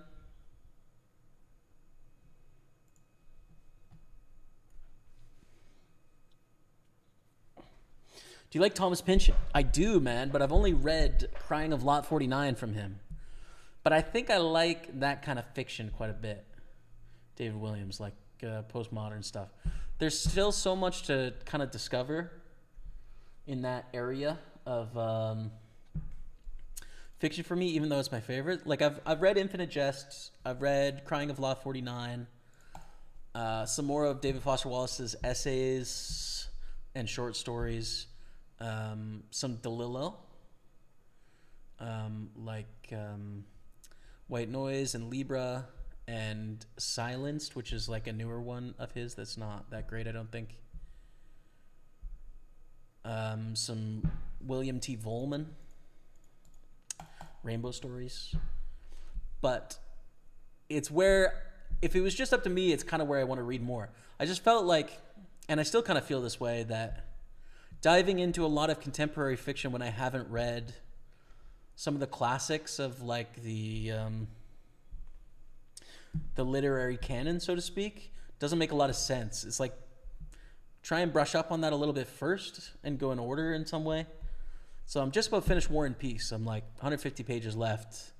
You know, I've read Les Mis, I've read a little bit of Dickens, I've read a lot of Dostoevsky. A few, you know, I still want to do like Don Quixote, Middlemarch, Moby Dick, Huckleberry Finn. You know, there's still some more to do for sure, but like I just have a bit more grounding than I had a few years ago. So I think that's where I'm going to dive in next, I'd say. There's a lot of like late 60s to like early 90s North American literature kind of stuff, I'd say. William Gaddis, Resurrections, or Recognitions I have on the shelf. Read The Corrections by Franzen. Love that book. Yeah, man. I like it, dude. I like it. I like difficult books. Not necessarily like really difficult to understand at all, but books that are challenging in some way I enjoy. So I feel like Pynchon is going to be up my alley a bit that way.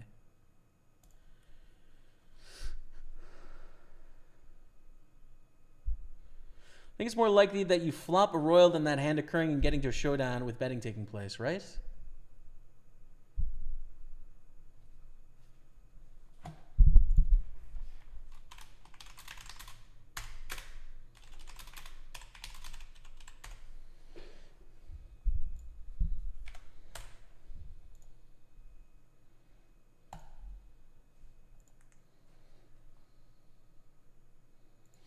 Beaker, you're putting the pressure on now. Good morning from Australia. What's up, dude?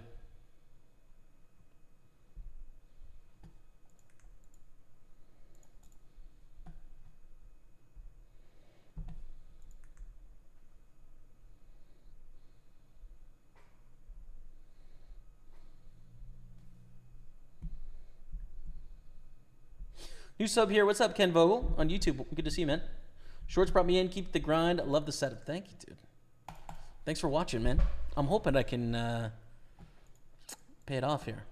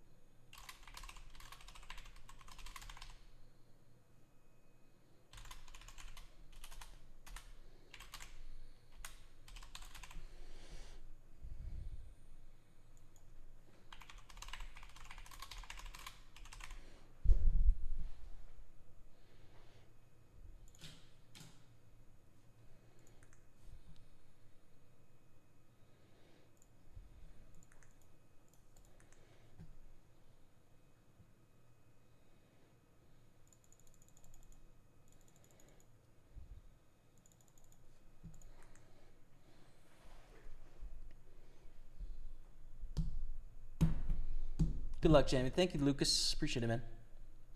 Hoping to get some time to read 1984, maybe one for when I'm on holiday. Yeah. You should, man. I'd love to hear what you think about it. It's been a while since I've read it, too. One of my friends says he read it recently. It was very easy to draw parallels between that and very recent history, for sure, dude. Yeah, I think like 1984 by George Orwell and Brave New World by another British author. I forget his name. Aldous Huxley? Yeah. Are like great books because you can find parallels to like modern society setup. I think Brave New World describes our world a little bit better in that it, like the premise of that book is that entertainment and this like sort of non-addictive drug allows you to sort of like opt out of being present and being alive, and everything is just amazing. There's no side effects. There's no negative health effects. It's like just sort of you get to essentially feel good all the time without consequences. And it has sort of like, it's a bit dystopian. Whoa, big bet. We just check jam here all day. Pretty big bet on 10-4 deuce, frankly. So we feel good. Let's go. Ciao, Micheletto. Folds. Send me the money, Ciao. Send me the money. Anyone know the TikTok meme? Just give me my money. Hey. That one. 1984 is a little bit more like central controlled, like government sort of runs everything. You don't have any sort of autonomy or choices, which, you know, there's some, but I'm a little bit more inclined towards the Brave New World dystopian.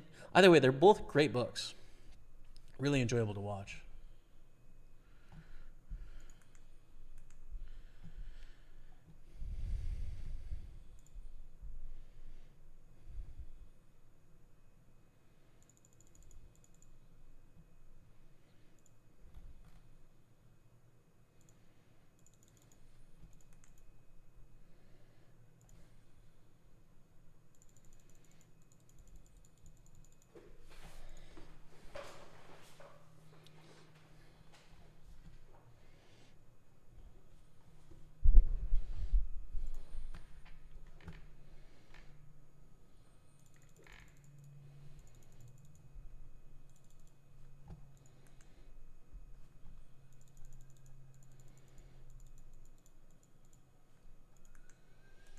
All right.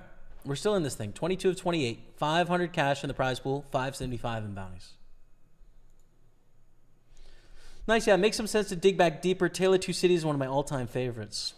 That's the one I've read by Dickens, man. The only one by Dickens. But was really... Oh, no. I've read A Christmas Tale and some of his 5 Christmas short stories. I guess that counts as well. But the only novel, anyways. That book is wicked. You know what my favorite part of that book is, and I still think about it sometimes, is when our characters get to France and the wine casket breaks in the streets of Paris. And it's such a descriptive scene. I think about it all the time, like the wine running in the streets and people trying to scoop it up and it like turning into sludge. And like there's the foreshadowing of the blood of the French Revolution that's in this wine running in the streets, you know, blood red running in the streets. It's like... clearly creates a dichotomy between England and France. And it's just, I don't know, it's really memorable, dude. It stands out to me as like one of those memorable couple pages of fiction that I've read, to be honest. So I should read more Dickens, but I feel like he's kind of an author that's not usually for me. Like I might have started with one of his best ones. I don't know. Maybe I'm being too harsh, but I busted Bountyless. No! So sick, Rebecca. No Talkers, Wine, Records, or Books for us. GG. We can watch a movie tonight, though.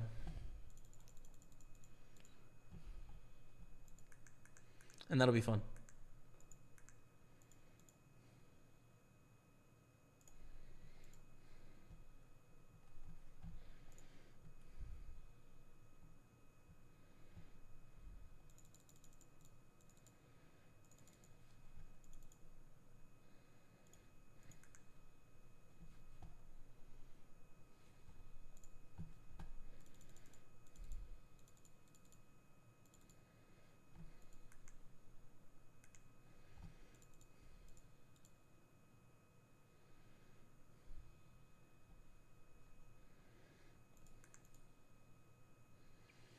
And fold the ace-3 on the end. I think it's fine. Someone really call your bluff with the 5 high? Yeah, Carl. He's on my left. Carl did, right here. You know what else is really working about this tweet and this Facebook comment is that people are commenting what they think happened, right? He probably didn't realize. He think he was one with 3 pair, or he thought his pair played, or some people are like, oh, he can see your cards, or some people are like, oh, he was just paying for information, blah, blah, blah, blah, blah. Like, there's debates now about what's going on with the hand, which clearly, like, he just misread his hand, or he doesn't understand that 2 pairs plays, or he's playing a bunch of tables and he thought that, like, he made 2 pair on the end and he called, you know. Like, I think that's most definitely what happened, but it is funny because now the debates are beginning about all of it, you know? Haven't heard of Joan Didion or Rachel Cusk. Browsing Goodreads as we speak. Joan Didion, like, Rachel Cusk is contemporary, like, brand new sort of author in the last 15, 20 years.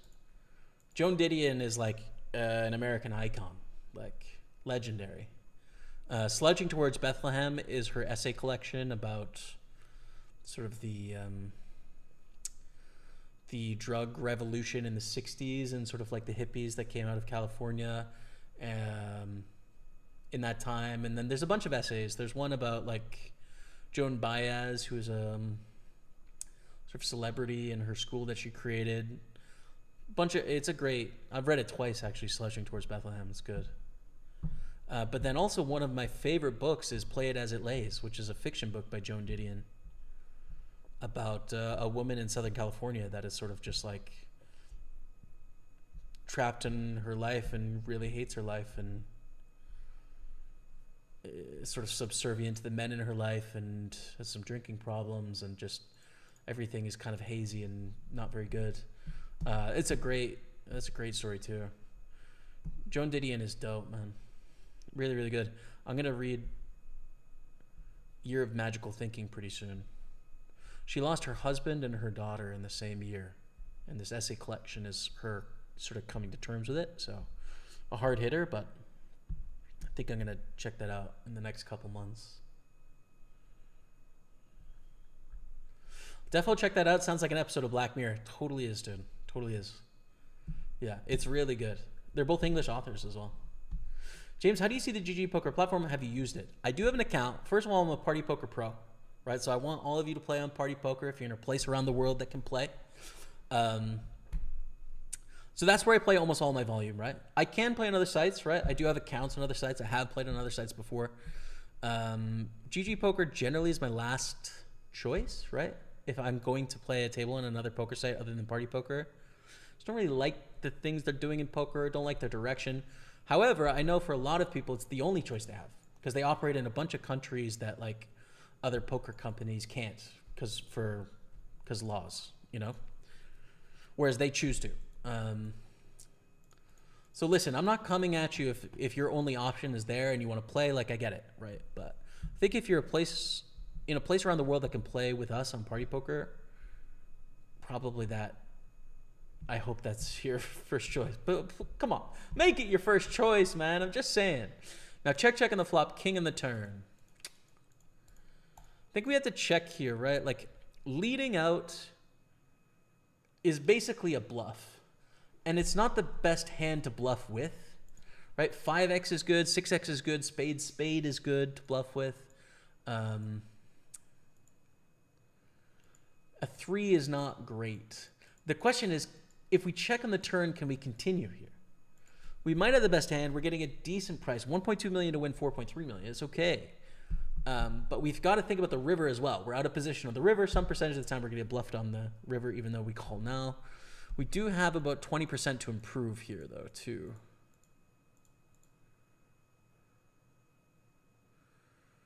Which against the button. Which I think makes it appeal once. And then fold the river. Need some Val. Okay, Rebecca. I'm down to play Valorant tonight, too.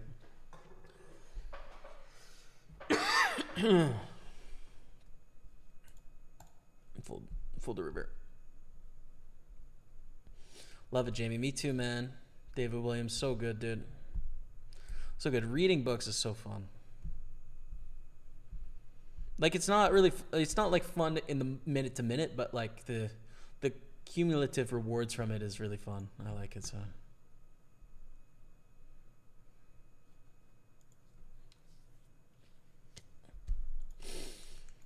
Folds around to us. We're going to limp in with King 5 here. Quick check. Jack 10, 6. I'm going to put out a little stab. This is the player that called us down with the 5 kicker and was correct. I think just like trying to win the pot right now is a good idea.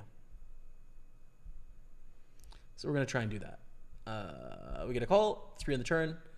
I'm not going to bluff anymore. I'm not going to try and bluff Carl. I'm only going to value bet Carl from now on.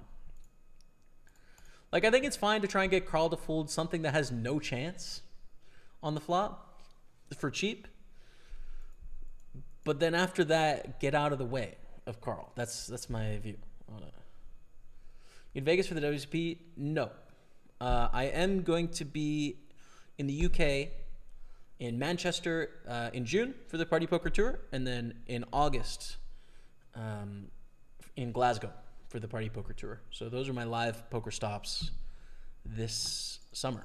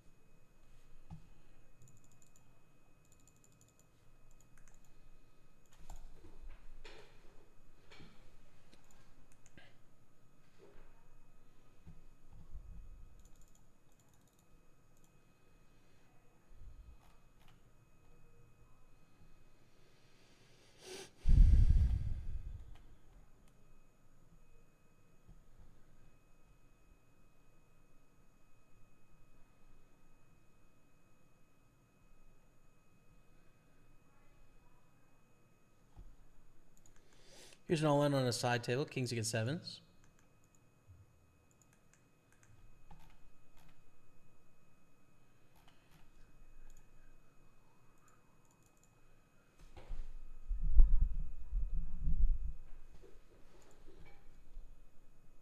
Brother's case sitting next to my bed. Need to take a deep breath and dive back in. Beginning has had some very subtle and dry humor I was surprised to read. Brother's Karamazov. Yeah, man. That's on my list. I really would like to read that, and I might in the second half of the year. Might be giving it a go. So that's cool, man. I'm excited about it.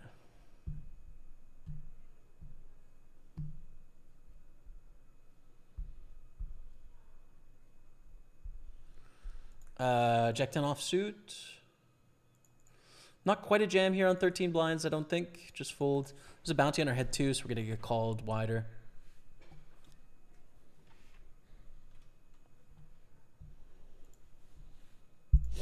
Everybody Poops by Taro Gomi. Really cleared things up for me personally and professionally. Interesting. Never heard of that.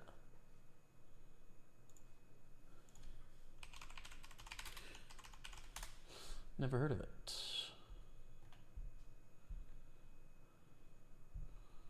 US edition Japanese.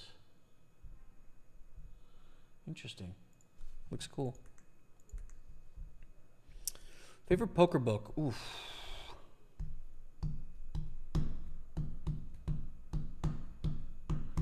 I don't know, dude. Favorite poker book. I've read quite a bit over the last couple of years, but and I enjoyed most of them. They're all pretty good.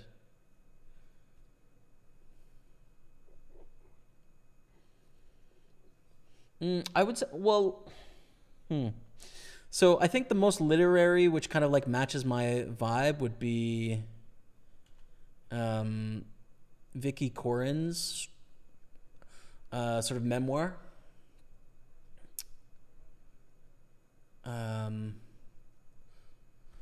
Which is called what again? Vicky Corin Poker Book.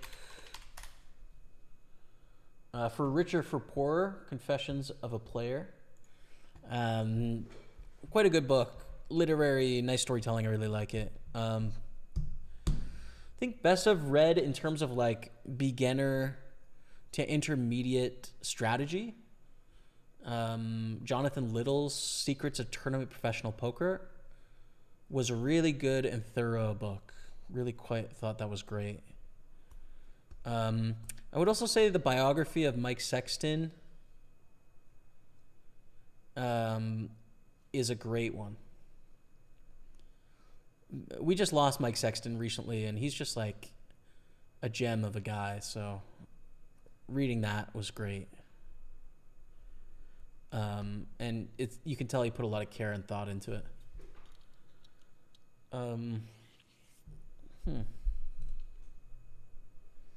Yeah, I don't know. There's lots of good poker books, man, but there's a lot I haven't read as well. How much you make a year from poker? I don't know, dude. We're gonna find out. Either 20 grand or nothing tonight. I don't know. I don't know yet, man. It's too variable to know, man. It depends what I play. There's a lot of variance in the results as well. It's really variable. Long time no watch you, Jamie. What's up? You always make me hype. Good luck on your game, brother. You think you come to Cyprus for WPT in August? I'm gonna be in Glasgow in August for Party Poker Tour. So no to Cyprus in August, but have a great time. Seems like such a fun spot to be.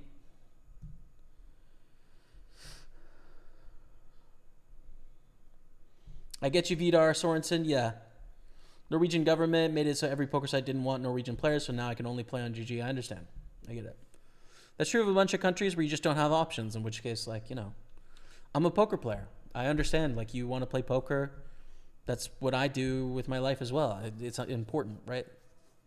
But when you have choices, like, I really hope people start to hold the market leader, GG, to account, you know? Force them to make good decisions for a game in the long run, as opposed to like good balance sheet decisions. And let's see, you know, I'm not really optimistic about it, but I am hopeful. I don't think it's going to happen, but I really hope it does.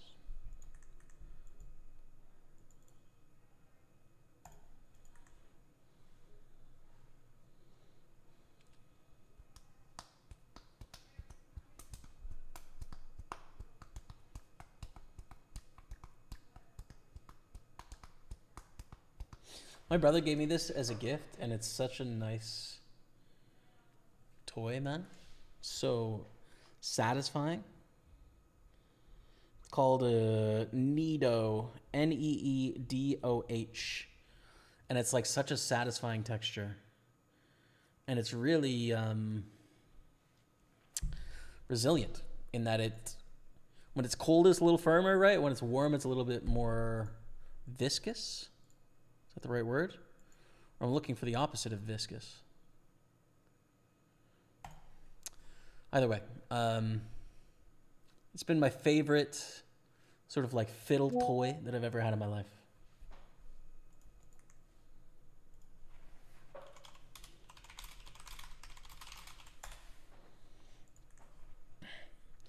Zhao opens it up under the gun. We have pocket fives. Now, there isn't really any payout pressure on us right now, right? Like, we are last place in the tournament. It's a bounty tournament. We have a pair. Julius calls, though, and this makes it a fold. Calling is not an option. We're not deep enough to set mine.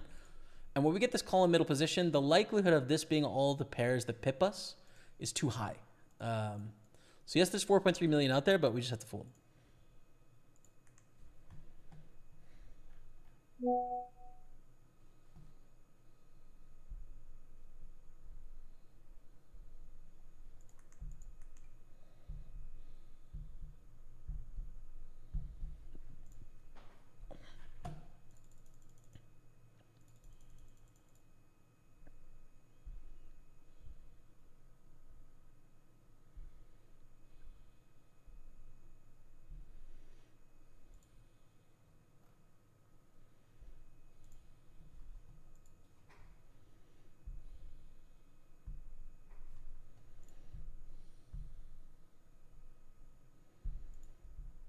Raise, call, squeeze all in, re-squeeze.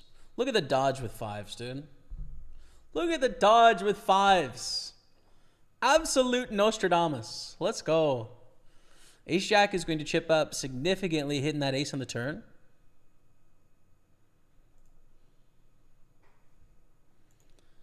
And we're moving on. King 10 for 11 blinds is going to be a shove in the cutoff here if Julius folds. But would not be surprised to see Julius raise here. You know, they cover everyone left. Not a bad spot, but they fold. All right. Good luck, us chat. We're all in.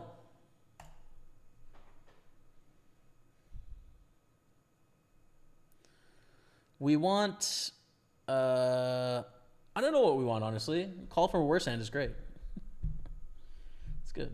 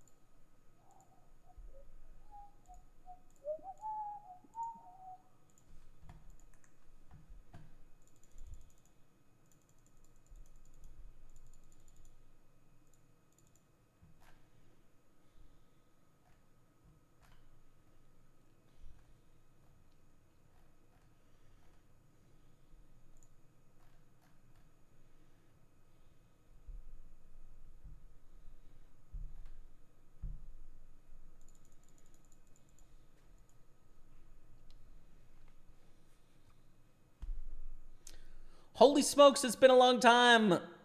Kubagoo. What's up, Bray? Welcome. How are you, man? On Twitch. Good to see you. Gonna pull the deuce 9. Hope poker and life has been treating you well. Jamie, glad I'm able to catch you live playing again. Life is chaotic. I get it, man. Listen, we've been at this for a decade. A lot changes in 10 years. I understand. Kubagoo. Welcome back to the stream. Things are good, man. Things are very good. Enjoying the grind. I have a deep run here in the poker streets. It was a good session yesterday. And so, no complaints, man. How about yourself? What's going on with you? We are down to the final 26. This 215 Six-Max Championship knockout.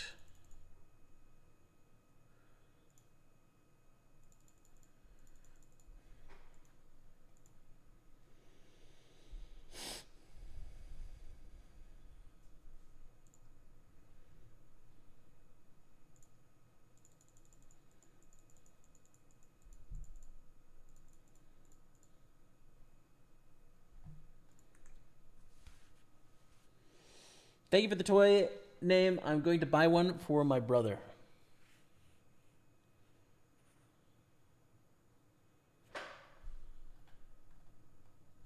Oh, yeah, this thing. Yeah. So good. So nice. Less viscous. That's what I'm looking for. Yeah, that's it.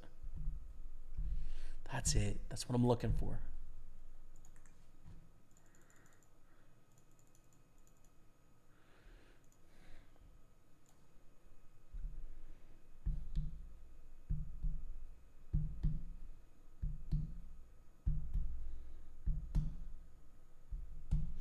I've been following for over 10 years. Holy shit. There it is, Kubagoo. 10 years, brother. Damn.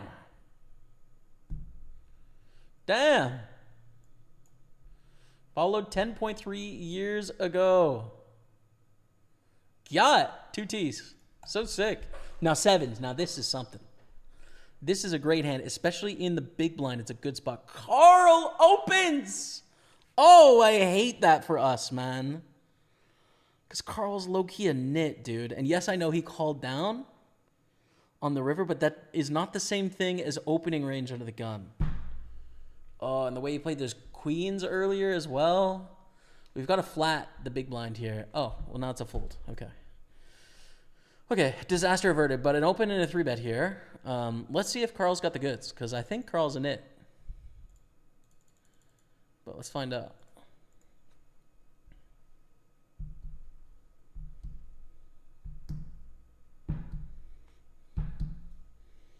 Chat, this is just not my first rodeo, dude. I know when I'm beat.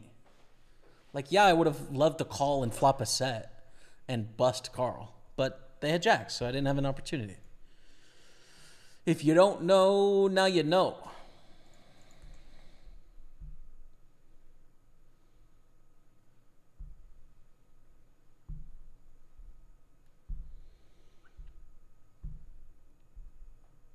The Party Poker software changed a couple of years ago and never win pots. Our software used to look much different than it does now. But I understand what you're saying. It's difficult to hold GG to account when sites like Party there were once were their collective marketers. So the worst software that hasn't changed in a decade. I like our software. I think it works well. I think some of it needs to be modernized for sure. I'm with you, but like it is functional, safe, fair. Feels like sites just being left to rot, which is a real shame. Games are great, but it's too unbearable to play on the site for now. I think that's a you problem, man. You know, I think grass is greener symptom kind of thing. You know what I mean? Because it has been upgraded recently, and I don't know. I think it's worth it, right?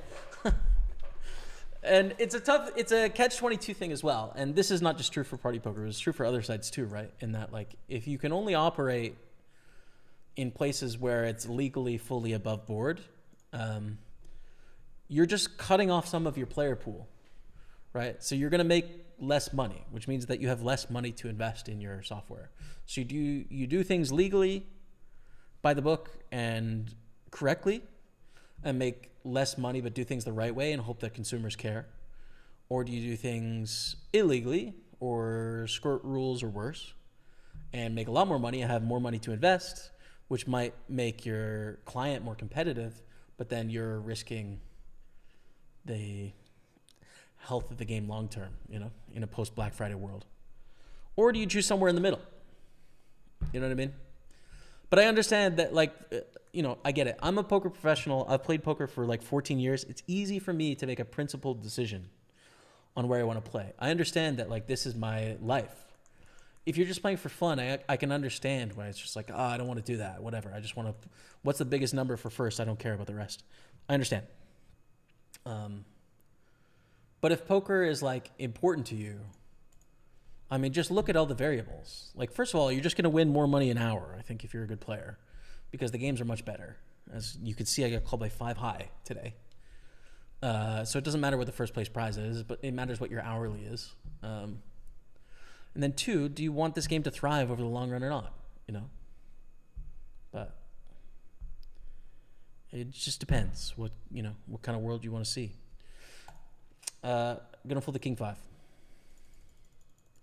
You know, listen, I think there's a lot of poker companies out there trying to do good things, you know, and doing good things, right? And that are interesting and fun, and they're good for poker. And we're all competitors, but at the end of the day, we're all trying to grow the game of poker. I just think, you know, if you had a tier list of, like, the best of the best to the worst of the worst when it comes to, like, the long-term health of poker long run, what operators are doing, I think Party Poker is going to be absolutely near the top, and that we're totally focused on, like, the everyday real poker player.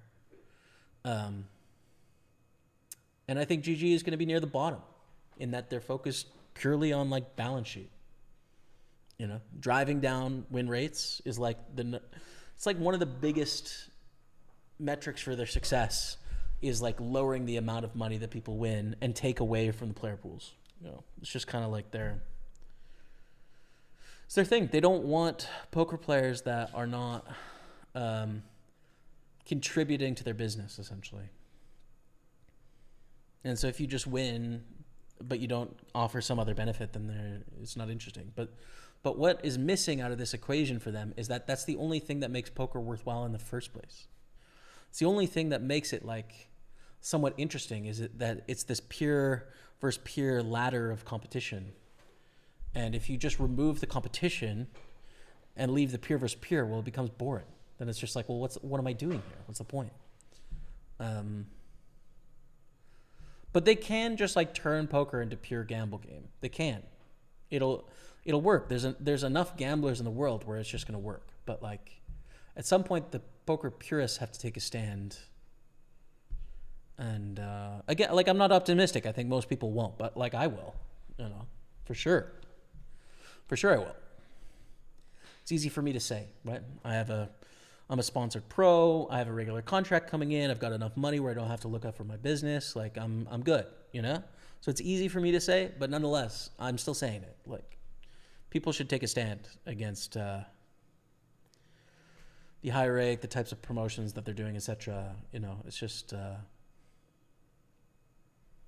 it bums me out. But who knows what the future looks like? We'll see.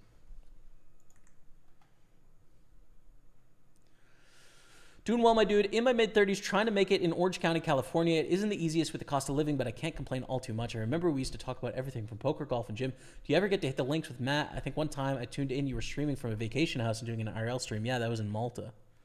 Challenge between the two of you. Good times, man. I got to golf quite a bit a couple summers ago. I haven't golfed much in the last few years, but I do love the game. It's fun, man. Very fun.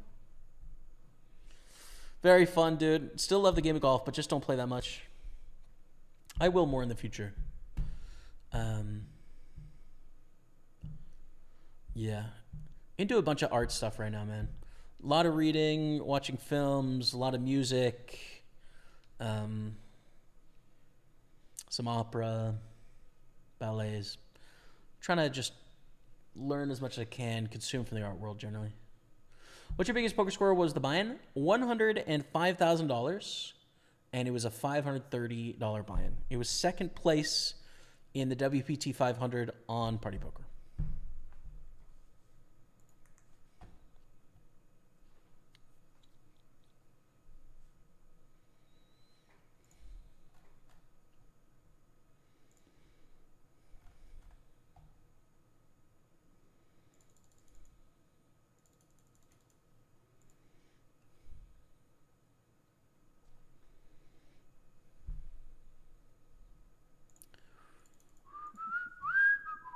Did you already went to Portugal? I've never been to Portugal, man, but I really want to go to Portugal. It seems like such a fantastic place. I want to go. Where do I need to go? Porto, Lisbon, everywhere in between. Good luck, Jamie from Australia. Thank you, Pierre Fellini. It's meant to be asleep, but I can't. I wanted to see how you get on now. Win this. Okay, Christopher Harvey. 24-25. Let's go.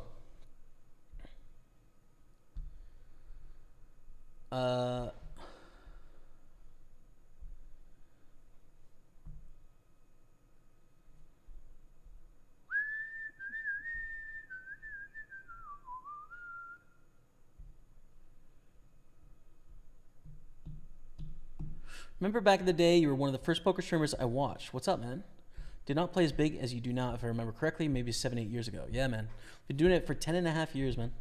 Rob Apple, what's up, Jamie? I'm in the U.S. for a week, so I'm finally able to watch in the right time zone without falling asleep in 5 minutes. Let's go, dude. Dial in. Dial in. I get what you're saying. It's a me problem, but I also am in a study group with 100 plus professionals at varying levels, maybe 5, and 100 would put in any volume on party. Yeah, and that's a leak by 95 out of 100 of you, unless you're playing like 215 plus, right? Unless your ABI is like over 100. Like, I don't know. I would bet a lot of money that if people are playing like 40 ABI or under, you're just going to make more money per hour for sure playing on Party Poker over GG. Like, there's just no question, right? But people are chasing the glory. Of course, it's like you want to play for the big prizes, you want to hit the big score, you want to level up to higher levels, whatever. You've got backers, and your backers are putting you on the big site because they can move money there, blah, blah, blah, blah, blah. But like, dude, it's... I remember one of my first coaches, and I don't think he coaches anymore, but he ran a stable POKER. Rob Tinian is his name, right? And his thing was always just like, dude, your hourly in this $5 2 rebuy 1 add-on is much better than it is in this 55 turbo. Like, much better. Of course. Like, this isn't surprising to you that your hourly is going to be much better in these games that are like, some of them you can just have huge 100% ROIs because you're going to get three-handed and just win almost every time because people make huge mistakes because they're not professional poker players, right?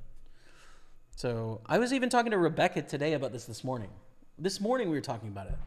And it was just like, yeah, if we had to like grind it out where grinding was the only money income that we had and we had like $0, what would my schedule look like? It would be like, yeah, I'd play the 109 on Sunday, but I'd primarily be playing 22s and 33s off peak and absolutely printing, like crushing. So, but it's whether you get there or you don't get there with that perspective, it doesn't matter to me,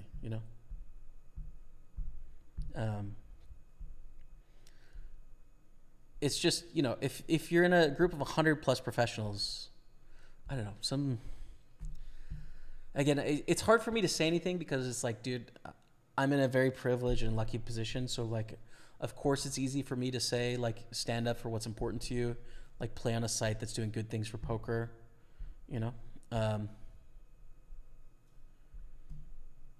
so you don't want to hear it from me, but that's how I think. And if you go back in time, I think it's how I've thought for a long time, Wait. You haven't read Brothers Karamazov? I know, dude. Stop the stream and start right away. So I'm in this book club with my friends.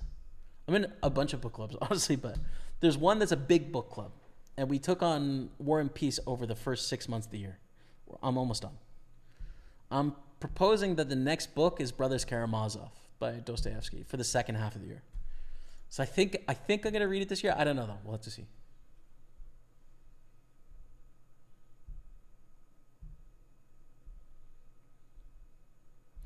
One more thing. I actually appreciate the fact you're willing to have a conversation about it, even if you think differently. Yes, you're contractually invested in the site, and I'm not. So, of course, you feel more positive towards it, but typical.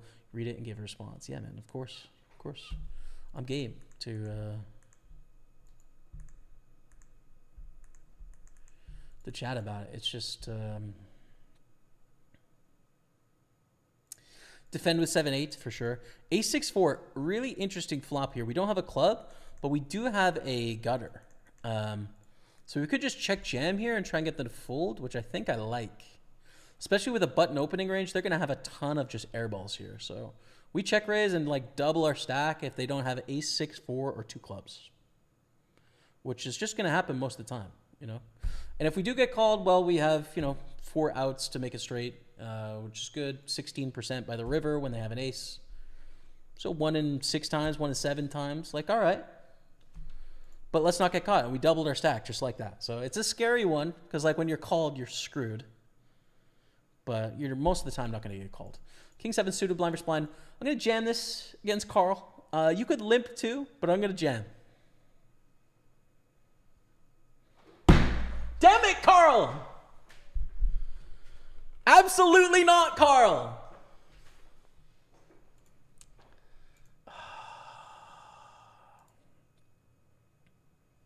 Carl wins.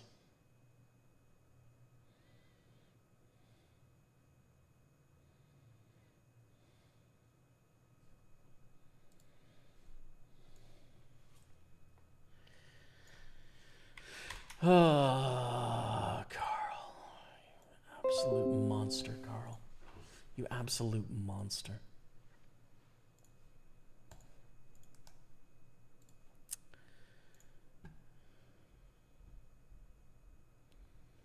Okay. Anyways. Jamie, who forced you to get this new haircut? Is the hair dyed? Yeah.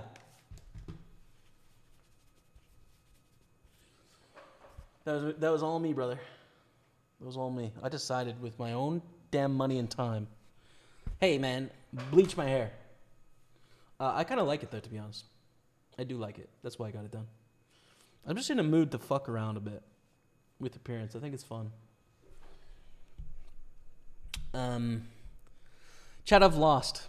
I've lost the tournament, and damn it, I really could have won a lot more money today. Oh, we were close often. Carl owned me, dude. Carl absolutely owned me. That's it. That's the end of the story. I'm going to be back definitely next Sunday, potentially on Friday. It's my birthday tomorrow, so take a couple days off, hang out with Rebecca. And yeah, we got to get through in the 5:30 main event. Already next Monday, we have the 2:15 Pot Lab in Omaha in the money main event. We have the 55 mini main event as well. So we'll be playing the 5:30 on Sunday, trying to get through. On Monday, we'll be playing the earlier flights if we're unsuccessful. And then the big day next Monday. Plus a bunch more millions going on all week. So make sure you guys hop in. Buy-ins from $11 and up. Satellites from 11 cents and up. So for every bankroll, etc. Appreciate you all. Thank you so much for your time, your support, and all the best.